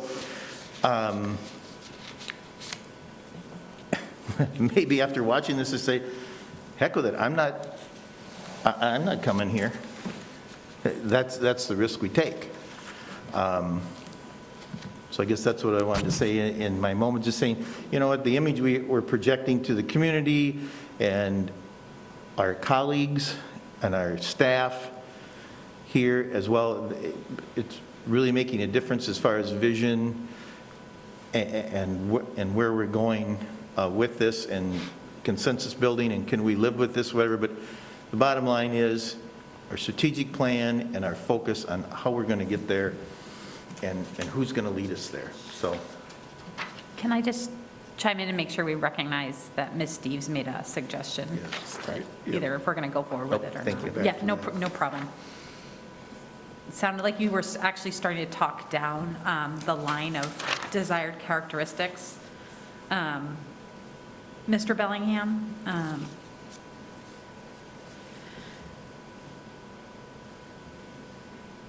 I'm sorry, are you looking at me? yes? No, I don't, should we take Cassie's suggestion and work and think through these? I think if you want to take 5 minutes to review your notes, and I think that's appropriate, we'll just sit here and... Quiet. Yep. Were you telling Chad to be quiet or just quiet in general?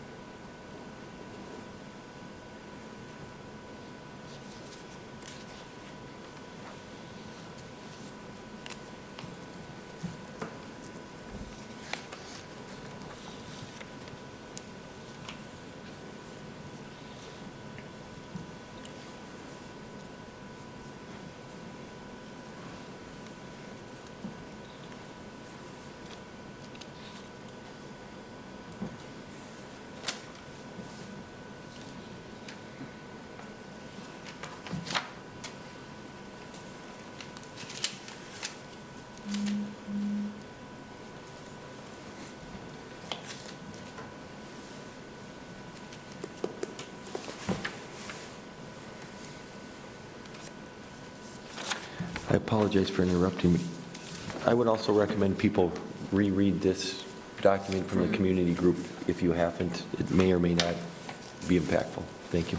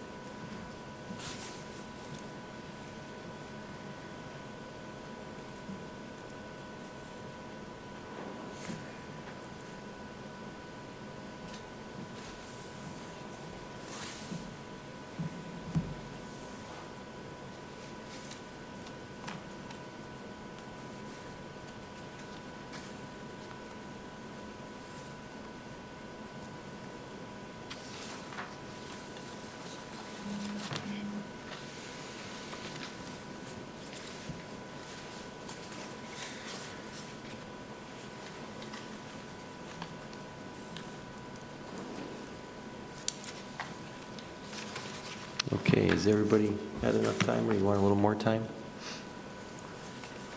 Ms. Steves, a few more minutes? 30 seconds. We'll give it another 2 minutes or so.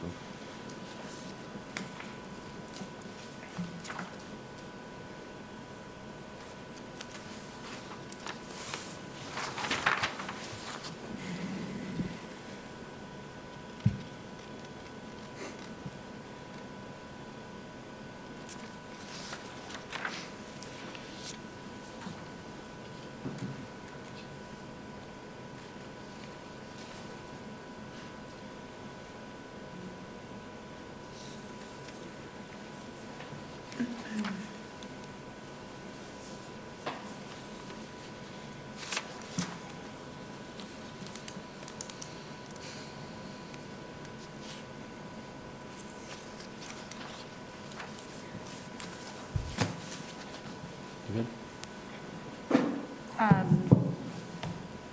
So I'm just wondering if maybe now it would be a good time to do the percentage last exercise that we just did.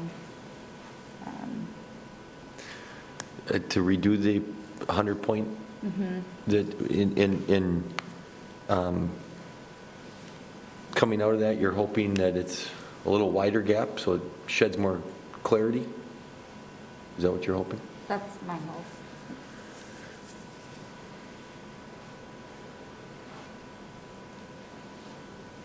Ted, what are your thoughts on that?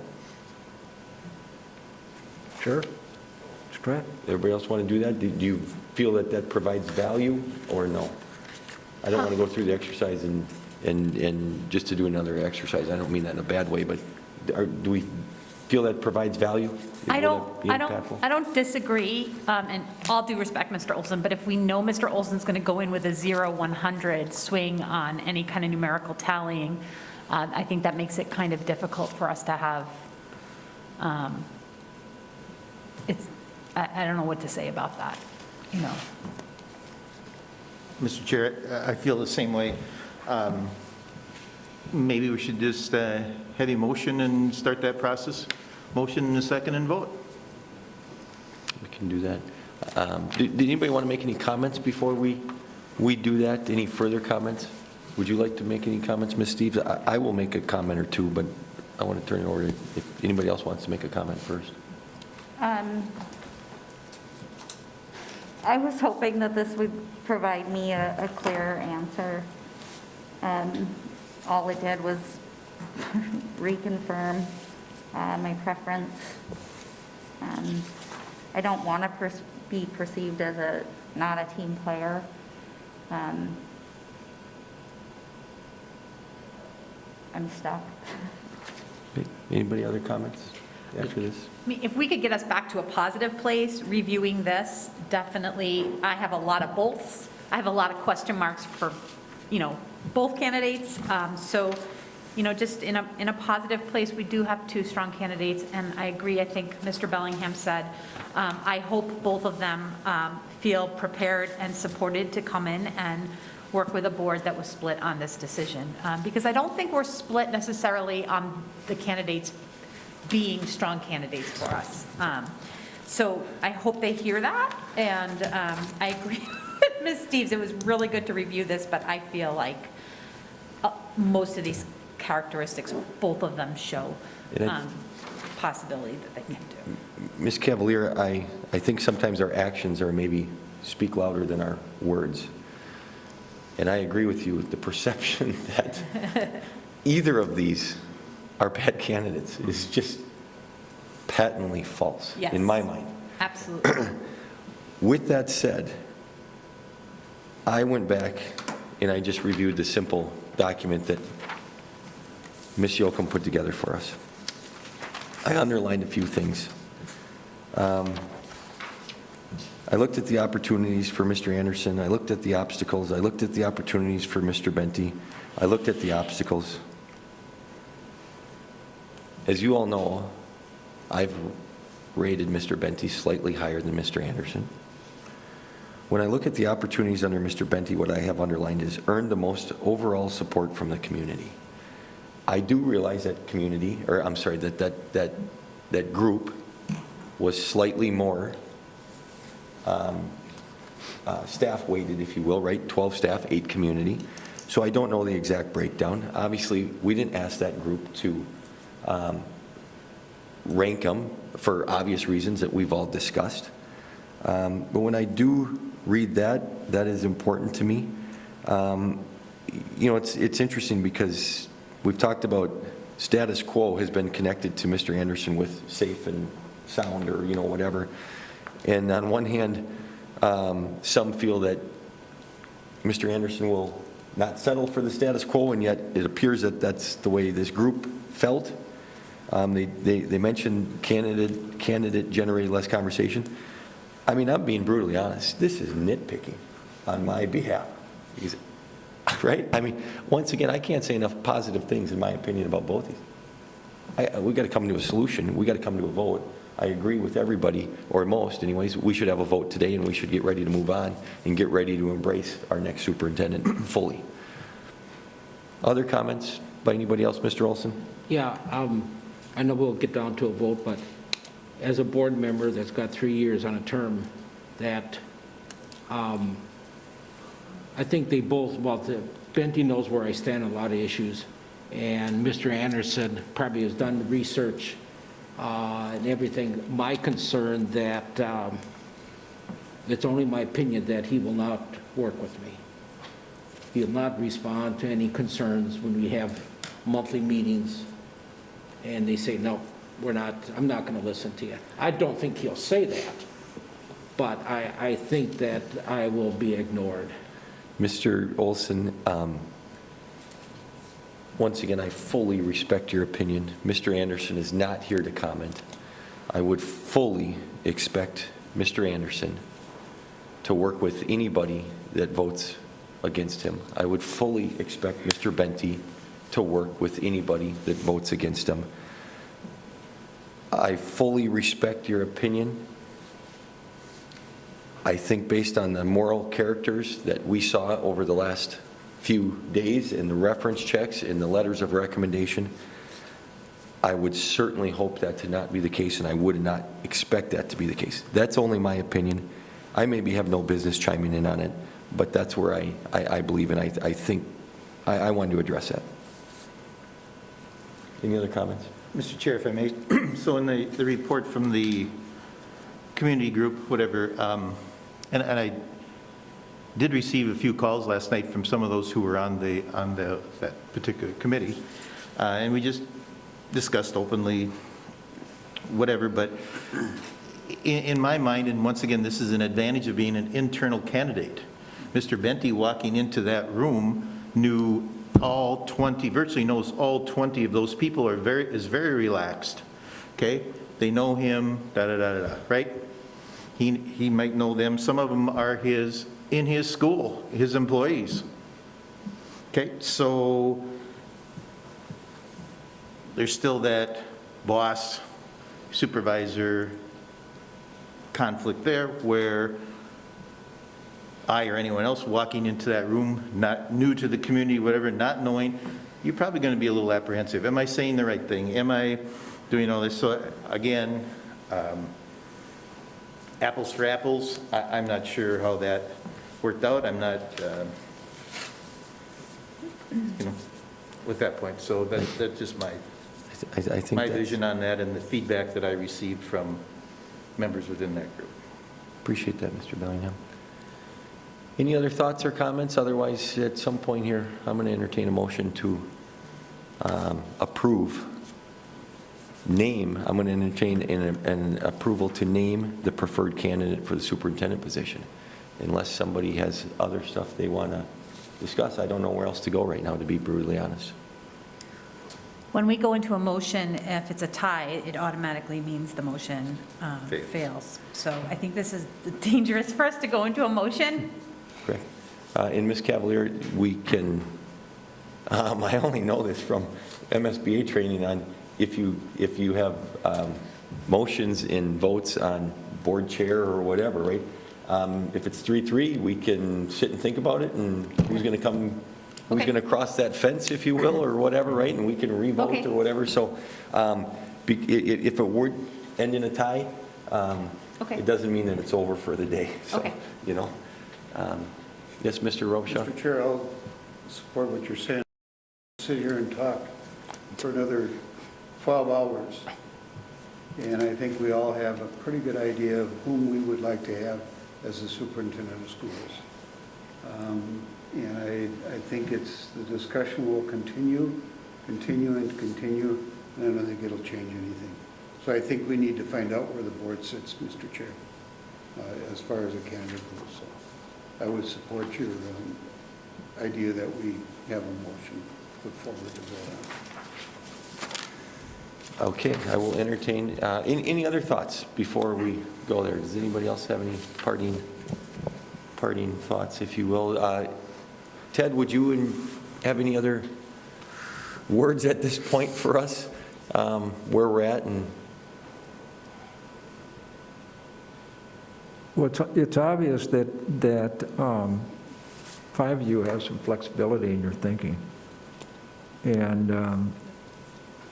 that's a good thing, because eventually that's going to lead you to at least 4 votes for a preferred candidate. Then we have to go to that preferred candidate. As you said, if they're not watching live, they're going to watch the replay of the meeting to see if they're willing to accept the position given a split vote of the board. So I've already heard from one.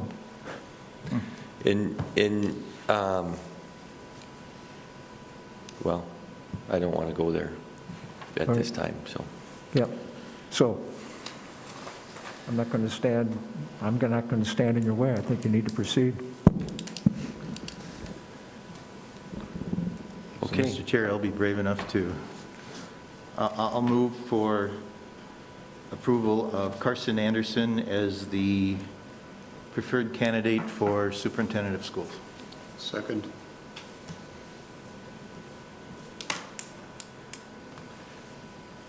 We have a motion by Mr. Bellingham, a second by Mr. Robichaud. Any further discussion on this item? We haven't discussed this enough? Had to throw it, sorry, Chair. This will take a roll call, so Ms. Steves, will you please do a roll call? John Bellingham, Aye. Courtney Cavalier, Aye. Richard Olson, No. Jerry Robichaud, Aye. Cassie Steves, no. Chad Wolf. No. So this fails 3-3. Okay. I want to be brutally honest once again. The reason why I voted no, and I will support Karsten, is I want to make sure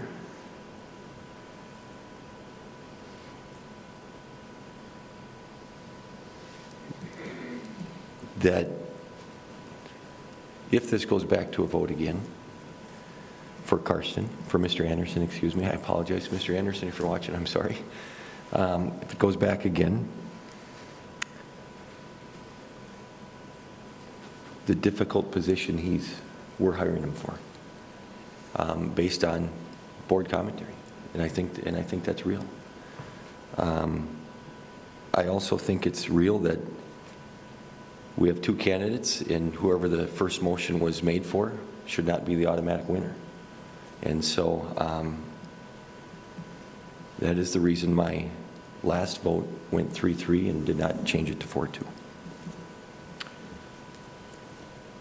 Comments, Mr. Chair, if we Bellingham? may, so another option we may have, board members, is to have a motion to continue the meeting at a later date, a specified date. So say if it was Monday or before the board meeting or whatever, to give us time to, outside of this room or whatever, to go back and then to come back when you have the meeting at a later date. The special meeting then would be specifically discussion on, or voting on determination of the preferred candidate there. That's another option for the board here. It's a good point, Mr. Bellingham. As mentioned yesterday during our caucus session, we do have a placeholder as a superintendent search discussion item on Monday's agenda. Right now, it's discussion only. It is not an action item. If we thought that was enough time and we can't get through something today, when we go to approve the agenda on Monday, we could change that to an action item, right? Yes. We could do that. As you mentioned, we could continue this meeting into that, I believe. Is that your understanding, or am I wrong there from a procedural standpoint? Could we continue this meeting right into that meeting? Yes, we could actually, you'd have a motion to continue the meeting at a specified date and time, so Table it, right? it might be we might have to have the meeting as a special meeting before the regular board meeting, Okay. because that would be it. So Okay. this is different than tabling a motion. Yes. It is specifically saying we're putting pause on this meeting, we're continuing the meeting at a later date to do this. Yes. Okay. Mr. Olson? Yeah, like you said, Mr. Benty and Mr. Anderson either going to watch it live now or in a tape, or information will get back to them. Right now, we voted 3-3, not 6-0. That's going to send a message to both, that there's a divided board possibly. Then if it's, if I change my vote to say, oh yeah, I'll take Mr. Anderson, then it's 4-2. Still not a good deal because it's not unanimous. What's the process that when they when they're watching this, then whoever the number one candidate, this is, I don't want to go there. Do we automatically go to number 2? Whoever that is that all of a sudden, or number 3, number 4? I don't know, did I explain it? It just like- I understand it clearly. I don't know It's if just everybody that, else does or you know- doesn't, but I clearly do. If we don't get whoever that is, our number 1 pick, do we go to number 2, or is that, Jerry has a lot of Yes, experience Mr. in this. Rocha. Mr. Chair, if I can respond to Mr. Olson's question. And we've said many times that the individuals that were on that board, we could live with any of them as the next superintendent. And we've already eliminated Mr. Brown because of the vote here. But whatever the vote comes out, we don't want to say it's number 1 and number 2. This is a preferred candidate, but this is not somebody that we would not accept as a superintendent. So I think we obviously would just go to the next candidate, whoever that is. I'm sorry, Mr. No. Ted, has that ever happened where a board has voted and the first candidate for some reason says, oh, I don't think I'm going to go there? Sure. And then they went to the next, what happens? Then the board has to vote again. Okay, so that, My preference, my personal preference, only my personal preference, is that we get it right today. I believe that a continuance and pushing this out, in my opinion, sends a message that we can't come to a consensus. And I would like to see us, as much as possible, do our very best to try to select that candidate identified today. So far, we've had a motion for Mr. Anderson that went 3-3. I don't know if there's any other motions out there that somebody wants to make or not.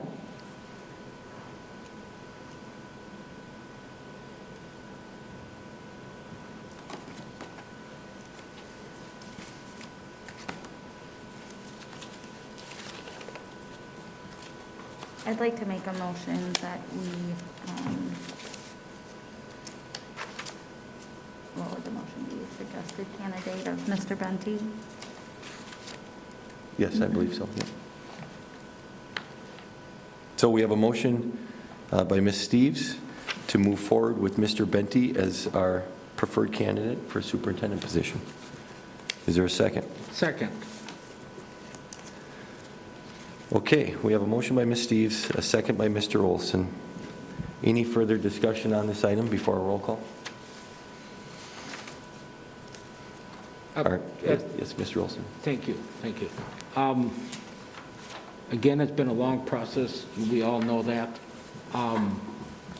Again, I believe Benty is what I've talked to him over the years, and what he's, I guess, personally doing for me, which again, can relate to all students.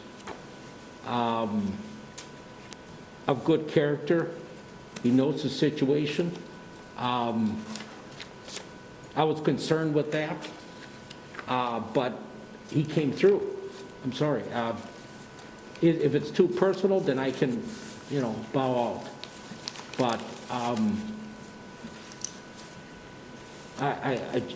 that's my experience with Mr. Benton. That's all I can, we go by experiences. Any other comments or discussion? I guess we all have our preferred candidates, clearly. I'll just go back to the fact that we have one board member that's very adamant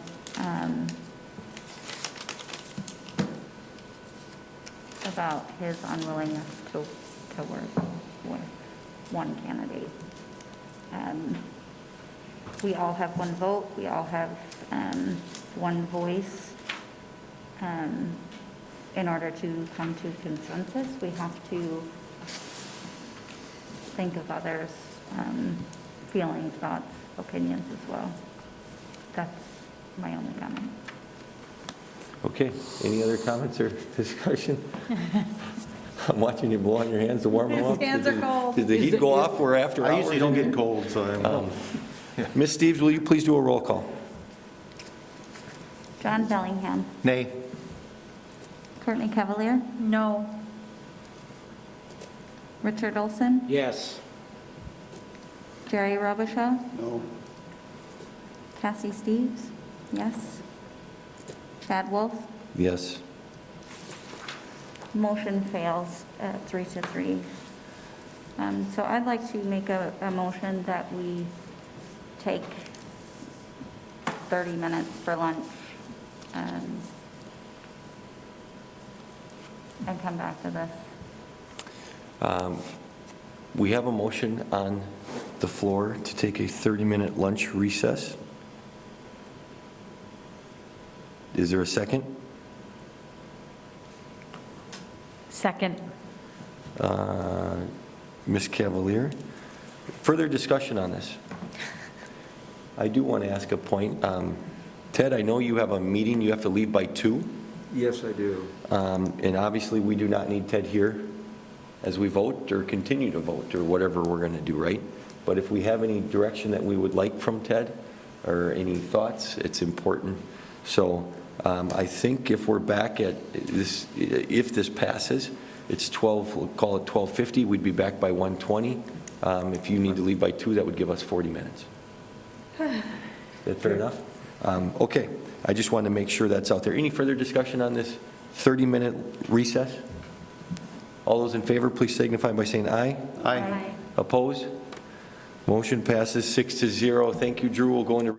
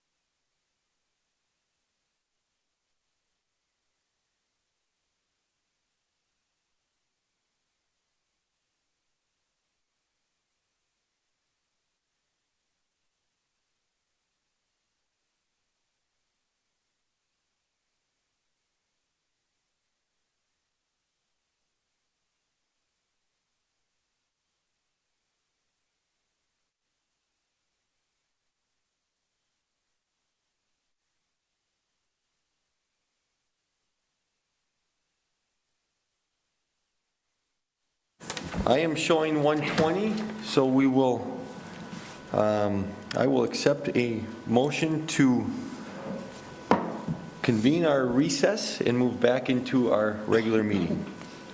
So moved. Second. Any further discussion? All those in favor, please signify by saying aye. Aye. Opposed? Motion passes 6-0. We are now back into our regular meeting. Ted has stepped out. I anticipate him back momentarily. We do know that it's 1:20. Ted has to leave at 2, which is not impactful on our vote. I will caution that I need to leave by 3 o'clock today, as my wife is in Florida. I really need to leave at 2, but I can rearrange some rides and whatnot, as my son needs to get to a practice. So that, I'm not trying to put any pressure, thank you, Kathy, on anybody or anything like that. But I just, if that's the case, I will need to move to a continuance, if Okay, need be. we all have lights outside of this. Yeah. We do. Okay, Mr. Chair, I mean, what is the, John had an idea. yes. I'd like to have him explain that again. I think he had something there. Was that referring to the continuance of a meeting? Right, yeah. Okay. Mr. Bellingham, would you like to reiterate what you meant by that? I would say, so the motion would be to have the adjourn the meeting, but not adjourn the meeting, but have the meeting move to, continue the meeting at a later time. There we go. Motion would be to continue the meeting at a later time as specified and have the agenda item be this there, and it would give time for people to digest and get input, et cetera, from there. So that's what that means, but it has to be a specific time and place for, with one agenda item for that particular, and I believe it has to come from as a special meeting or a continuation of this special meeting. Yeah. So if we did that and we wanted to do it, let's just, in theory, hypothetically, do that Monday night, that meeting then would take place prior to our regularly scheduled school board meeting. Can I make a motion with John that special board meeting the 24th at 4:30? Is that what you're talking about, John? I believe, Mr. Olson, the motion must be to continue this meeting at a later time and specify the date and time That, and the Yeah. and the agenda. that's what he just said, that, Well, if you're going to make the motion, continue. if you're going to make the motion, I'll have you make the okay, motion. continue it until Monday at 4:30, special meeting So, here. okay, Richard with a motion to move this meeting to, or have this meeting Continue. move to a continuance to Monday at 4:30 on January 24th, is that right? Yes. Okay, let me just make a note of this.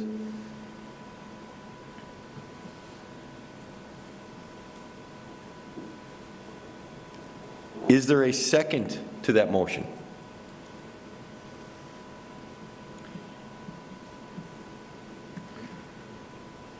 Hearing, I second that motion. okay, we have a motion by Mr. Olson, a second by Ms. Cavalier. Any further discussion on this? Mr. Chair, point of clarification. So once again, would you read the motion? How would you understand it while what we're at? Well, the way I chicken scratched it here was, Mr. Olson made a motion to continue this meeting on Monday, January 24th at 4:30 in the afternoon here. If this passes, this would effectively adjourn our session today as we sit here. That's correct. So I'm wondering if, because we've already established the agenda for this meeting being, coming up with a preferred candidate, et cetera, so we really don't need to specify the purpose. I mean, we're just extending this meeting, putting this meeting at that particular date and time. Yes. Thank you. Yes. My question, is 4:30 too early, too late? Well, should it be earlier? I don't know. I know that's the motion. Gives us about an hour, a little less than an hour. Correct. I'm not sure if everybody can make that meeting or not. I don't know without checking schedules, but that's the motion as you made it. Other discussion? So I thought might be, instead of before the meeting, maybe after the meeting, we would, in case we went a little longer, otherwise we're running into a 5:30 time of our regularly scheduled board meeting, unless you want parameters around. I'm just thinking here. Can we continue that to the item that's in the agenda already? From the 4:30, it runs late, then can we, Well, I believe what we could do, right, if that was the case, we could table this in that special meeting, adjourn that special meeting. When we open the regular scheduled meeting, we could change that agenda from a discussion to an action item stating this through a motion and a second and a simple majority. Not 3-3, by the way, it'd be 4-2 or more. And then I believe we could have that be an action item in that meeting if we wanted to. Okay, so if I may, Mr. Chair, so first of all, we do have a motion and a second here, where discussion should be germane to that. If we want to do that, and I'm going to try not to bird walk off on this, but so maybe we need to take and you want to amend it? either rescind that motion or whatever, and maybe actually have a vote now to see if anything has changed over our lunch break first. So that's your just discussion. That's just discussion. Yep. We have a motion and a Yep. second for continuation of the meeting at 4:30 Monday. Yep. My preference would be to see if we can get this hammered out here today. Once again, it is what it is. This is a darn difficult decision between two talented individuals that I think both, as we've mentioned, would do well here. If we can get it done today, that would be my preference. Certainly, some people have their thoughts, some people whatever, but that would be my preference. So, Mr. Robichaud? Mr. Chairman, I concur with that. I think, in all fairness to the two candidates who are waiting for a decision, that we try and resolve this today rather than make them wait as well for the next 3 days or 4 days, whatever. So. Ms. Steves? I agree with you, Mr. Wolf and Mr. Rocha. I'd like to see where we're at and get this taken care of today. Okay, any further discussion? Okay, so right now, we have a motion by Mr. Olson, a second by Ms. Cavalier to continue the meeting until Monday, January 24th at 4:30. All those in favor, please signify by saying aye. Aye. Opposed? Aye. Aye. Aye. Ms. Steves, will you please do a roll call on this, just so, I believe it was 4-2 against, but I just want to make sure. John Bellingham? So the motion is for approval to move the meeting to Monday, correct? Correct, so if you're opposed to it, you would say nay. Okay, name, thank you. Whatever. Just want to clarify, thank you. I think. Courtney Cavalier? Aye. Richard Olson? aye. Jerry Robichaud? No. Cassie Steves? No. Chad Wolf? No, So does the motion that motion fails. fail? Now, with that said, if we can't make progress and we're in a stalemate, something like this can certainly be brought back to the table. All right? Ted, I'm showing about 1:30. We had a half-hour recess. Yep. Some people got some fresh air. Some people maybe did whatever they did. I don't know. Do you have anything coming out of that recess you would like to share with us? Only in that Mr. Brown is no longer a candidate for the position. Okay. So I had a conversation with him during our break. Okay. Anything else? There's nothing else. Okay, no, wonderful, thank you. I'm going to try to keep this moving forward, and we're going to see where we end up. Does anybody have any comments they'd like to share at this time coming out of the recess? I'd like to move for adjournment.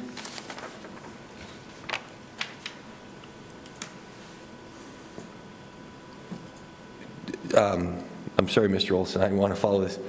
You want to move for an adjournment, so would you be tabling this item, number 6, on here to select a candidate? Is that what you're saying? I guess they just that, I really don't want to be here all day. I really don't. I'm with you. I don't think anybody does, but I want to make sure we're doing this right. It's that, yeah, I just pure adjournment, just, that's it. So everybody's on the same page. If we went to, I think we have to do something with item 6, if we're going on the agenda. So would you? Well, can I table it to, Thank you, that's what I'm getting okay, at. table it. Thank you. But don't we have to I believe that's correct. table it until when? You have to give the date. Yeah. So do you want to, I don't know, do we have to table for an actual date? Can we just not table it Well, yes, you must table it because tabling it, you could come up later in the meeting. Yeah. So you must specify exactly when you're going to address it. Okay. Mr. Olson?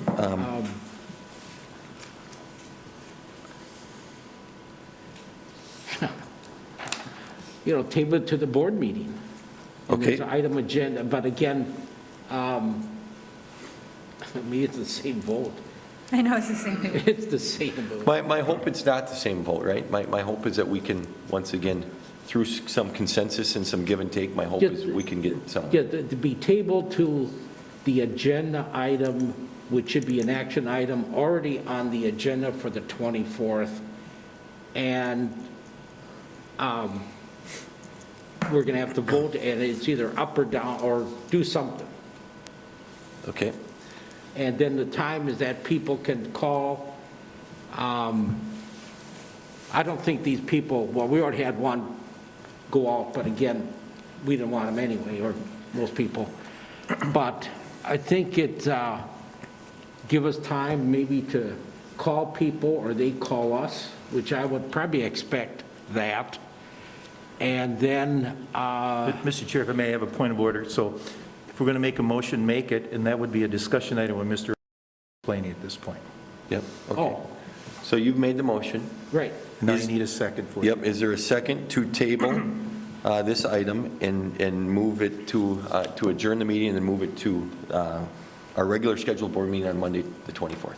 Is there a second for that? Okay.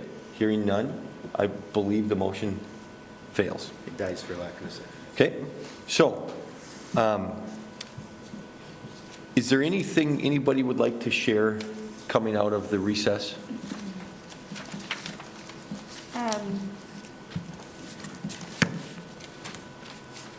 Yes,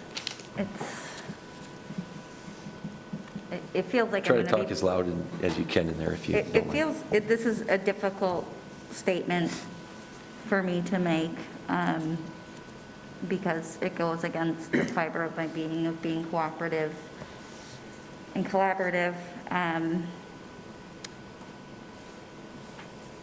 At this point, I know who I want, and that's the candidate that I would like to support. Again, it goes against my nature. Okay, any other thoughts or comments? I had to run a couple errands, and I ended up speaking with 2 non-staff members that were in that community room. And one of them, who I respect both of them, very much so, one of them mentioned something to me regarding experience. And I know that's a big thing for several people in here, and I think a very valid thing. But one of the comments that was made, and once again, this isn't a fault of Karsten. Excuse me, this is not a fault of Mr. Anderson. This is simply of him teaching in him being the superintendent in Red Wing and not in a district that exactly like Faribault. And I guess my thing there that this individual told me is Karsten has, Mr. Anderson, the individual referred to him as Karsten, but I'll refer as Mr. Anderson, has done great things in Red Wing regarding the Native American indigenous students. However, we have a school district of approximately 25%, give or take, Somali students. And when you look at that, and you have somebody come in that is unfamiliar with the Somali culture, no real background with the Somali students, this individual said, Chad, I would encourage that that be factored into the experience piece of it. So, I wanted to state that because that is something that I did not have written down and I didn't think deep enough about. And I wanted to mention it. The other individual that I spoke with, once again highly respected, told me, and once again I'll go back to the makeup of that room being 20 people approximately, 8 community and 12 staff. But almost that there was excitement and energy and almost a buzz for Mr. Benty in there. And it goes back to the Mr. Anderson's obstacles of candidate generated less conversation. Mr. Benty opportunity earned the most overall support from the community. I don't know that I'm going to sway anybody one way or another, but I want to be honest and share those feedbacks. And once again, I am nervous about extending a contract offer to somebody where one of the 6 of us is less than excited to work with. Because Mr. Anderson is leaving a district like that. And I don't know that we set ourselves up to hit the ground running if we're going to create that as a 2.0, if you will. I will open the floor. Anybody have any conversations? And thank you.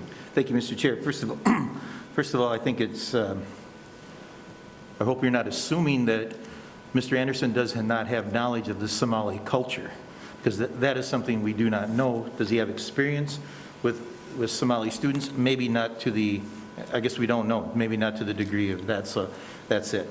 My only other thought is, since you took the opportunity to do that during your lunch and stuff, I think it's only fair and equitable that the rest of us take that opportunity as well. So now I'm kind of, with hearing that, I think it's important that if we choose to, the other 5 board members have an opportunity to reach out to maybe people who are on that committee,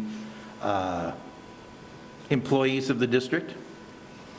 They're watching and listening to this as well, so give us some time to do that as well rather than this decision. So my suggestion would be maybe we should now, upon hearing that,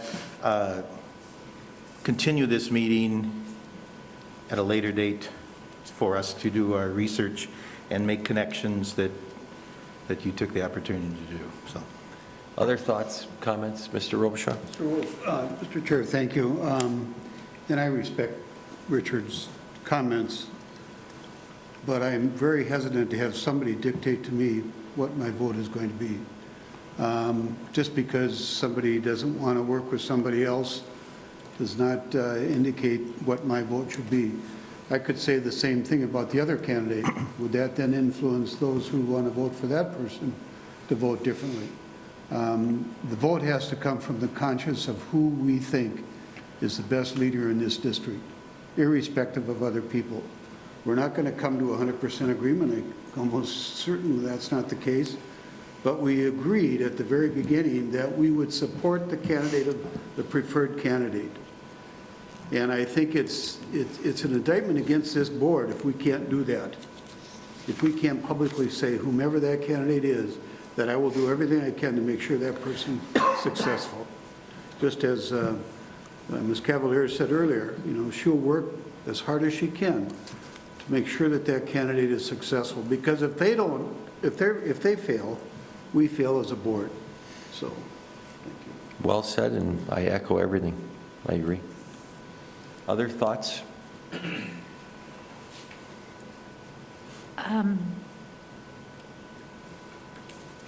If I am to be a person who's to consider being a swing vote or to change my opinion, then I need the meeting continued until Monday so that I can continue to think about this and so that I can also talk to more people. I did Mr. Bente's reference checks, but I see that Mr. Anderson had 15 names on his reference checks, and I think we started with 5, and we did expand out to a couple more. But I have an open mind, and I'm willing to have an open mind, but not if it's going to come in the next 20 minutes or 15 minutes under sort of force of time. So I would also just advocate that we take another vote on a Monday continuance. Mr. Chair, would you like me to make the motion for hearing that for the continuance? Would you? Yeah, so my only thought is, I think there's certainly support for that. Just in the process of it, does it make more sense collectively that we do a continuance? Or that we table this and adjourn and then pick it up in the other, our regular scheduled board meeting? Once again, I fully agree with your thoughts, in that if we set it at 4:30, I don't want to run into a time crunch and be, kind of like, hey, it's 5:30, do we have to adjourn, or now we're going to push that other meeting back, right? And so, does that come at the tail end of that, where it's later in the night already, and how long is that going to take, or are we going to, really our discussion's already on the agenda for the tail end of the meeting, so. Mr. And the agenda item on for Monday night is the last item on that. It is, okay.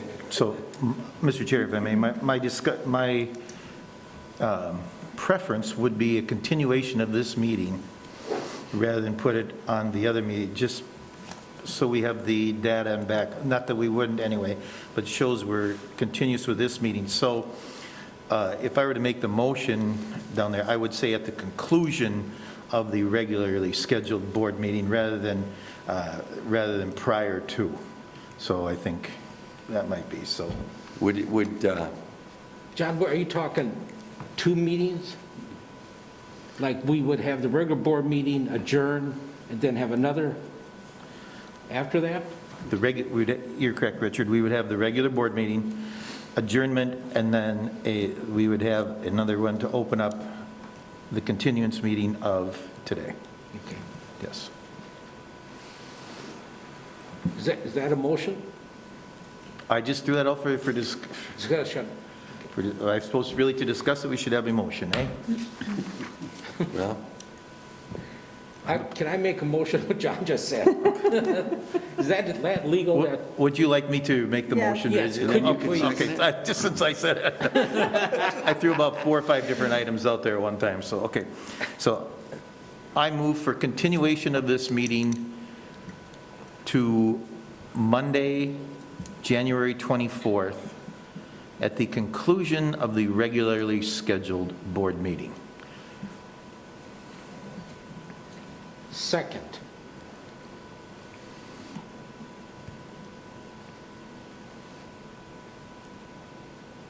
sorry, I'm just writing this to make sure. Okay, so we have a motion by Mr. Bellingham, a second by Mr. Olson. I don't want to bird walk, as you say, Mr. Bellingham, but I want to ask this question, as I know there are people watching online, and that there will be people that do watch taped. I want to make very certain that I get this right. This is at the conclusion, so this is a second meeting. There will not be any community comment at the meeting, which is a continuation. However, because we do have a regular scheduled board meeting on Monday at the 24th, that will have open community comment, right? And if so, people are welcome to come and comment. I would ask that everybody respect whatever their, as we have a policy on whatever it is. So if you're for a candidate or against a candidate, I would ask that whatever you come and say, you say it in a respectful way and not a slanderous way, if you will. And I will say it again at that meeting, but we should anticipate that we will have some community members likely come and speak. We will once again limit them to 3 minutes. That's correct. I believe, right? And I once again, I know I'm a bit bird walking, but once we approve this, I believe this meeting is continued until then, so I want to make sure we get this in during our meeting. My discussion is not related to the motion. I'll make my comments after that. Okay. Once we vote on this, are there any comments after, as we're already in continuance? I mean, the meeting never really shuts down. In theory, we don't adjourn this meeting. Yeah, but as chair, you could, you have the right to waive any, so if Dr. Robichaud wants to make a comment now or whatever like that, so that, I think that would be your call, Mr. Chair. Okay, we will hold any comments that are not for this motion until right after this, just so we can make sure they're in. Right. Okay. Any other comments? Discussion regarding this motion by Mr. Bellingham, the second by Mr. Olson, to continue the meeting to Monday, January 24th, at the conclusion of our regular scheduled board meeting. Any other discussion? I guess I would like to just maybe go through the voting process again to see if anything has changed. If we do that, we certainly can. We will facilitate it internally. Ted won't be here, and that's okay. But we know how to add up to 100 if we need to. Or get out a blank card. So, okay. Any other discussion or questions? Okay. All those in favor, please signify. Roll call, please. Yes. Yeah, okay. Ms. Steves, will you please do a roll call? John Bellingham? Aye. Courtney Cavalier? Aye. Richard Olson? Aye. Jerry Robichaud? Aye. Cassie Steves, nay. Chad Wolf? Aye. Motion passes 5-1. Okay, so with that, we'll open it up for any other comments briefly here. Mr. Robichaud? Sure, I just want to address, and correct me if I'm wrong, your issue about public comments. The public comments are germane to the action or an item on that particular board meeting. This is a different board, so the comments that would probably come up with the public cannot be related to our candidate discussion. I don't believe that's correct. We have sat here numerous times, and we've had community members come forward and talk about stuff that is not on our agenda. And they have 3 minutes, to my understanding, to discuss things. I do not believe anywhere in our policy does it state that it has to be germane to something on our listed agenda. I believe you are correct. I can check with MSBA. I think that we have had public comment for things not on the agenda that were allowed. But I believe you're correct. I'll check. I believe every district has the right to set their own policy, and I don't believe in our stated policy that it states that. But I could be wrong. We will find out. Mr. Olson? Could we treat it like two separate meetings? It is 2 separate meetings. Well, but, community comment with the regular schedule, but then we adjourn. Can we have community comment? Not in a special meeting. Oh, Mr. Olson, we can't because the second meeting is a continuation of this Oh, one, okay. which there was no public comment. So it's just, it's like putting the pause on the game. okay, Okay, and then okay. we turn it back on. Mr. Robichaud, if I'm wrong, I apologize, but I do know we've gotten into this over other things. Ms. Zavarro, you'll try to find out here yet today and let us know? Well, I'm sure we don't want to change past practice if we've done it before. Yeah. They're going to Yeah, expect that. this Yeah, yeah. I apologize for that. No. Okay. Ted, any closing comments from you or that you'd like to share direction with us? What time is your regular meeting on Monday? 5:30. I have a 5:15 meeting. I could join you virtually, but I have a 5:15 meeting, and I'm uncertain how long that's going to run. I'm anticipating at least 75 minutes. But if I would be more than happy to join you virtually at the conclusion of that meeting. So I think If we Ms. can arrange Zavarro that, that'd be can great. certainly send you the link to that. Okay. It'll be the second link, and If our first meeting flies through, then we'll be into our second one. If it doesn't Okay. fly through, you might join us right at the start, who knows? Very good. Thank you. Okay, thank you. Just once again, thank you to everybody. A lot of effort into this. I think everybody wants to do it. Cassie, you wanted another vote before we adjourned, didn't you? I think it's ready. No, we've done a Yes, sir. continuance. Or- oh, Yep, yep. But just want to thank everybody for their time and effort, and we're trying to get this as right as we can, so thank you. Thank you. Okay, we are adjourned in continuance, if you will.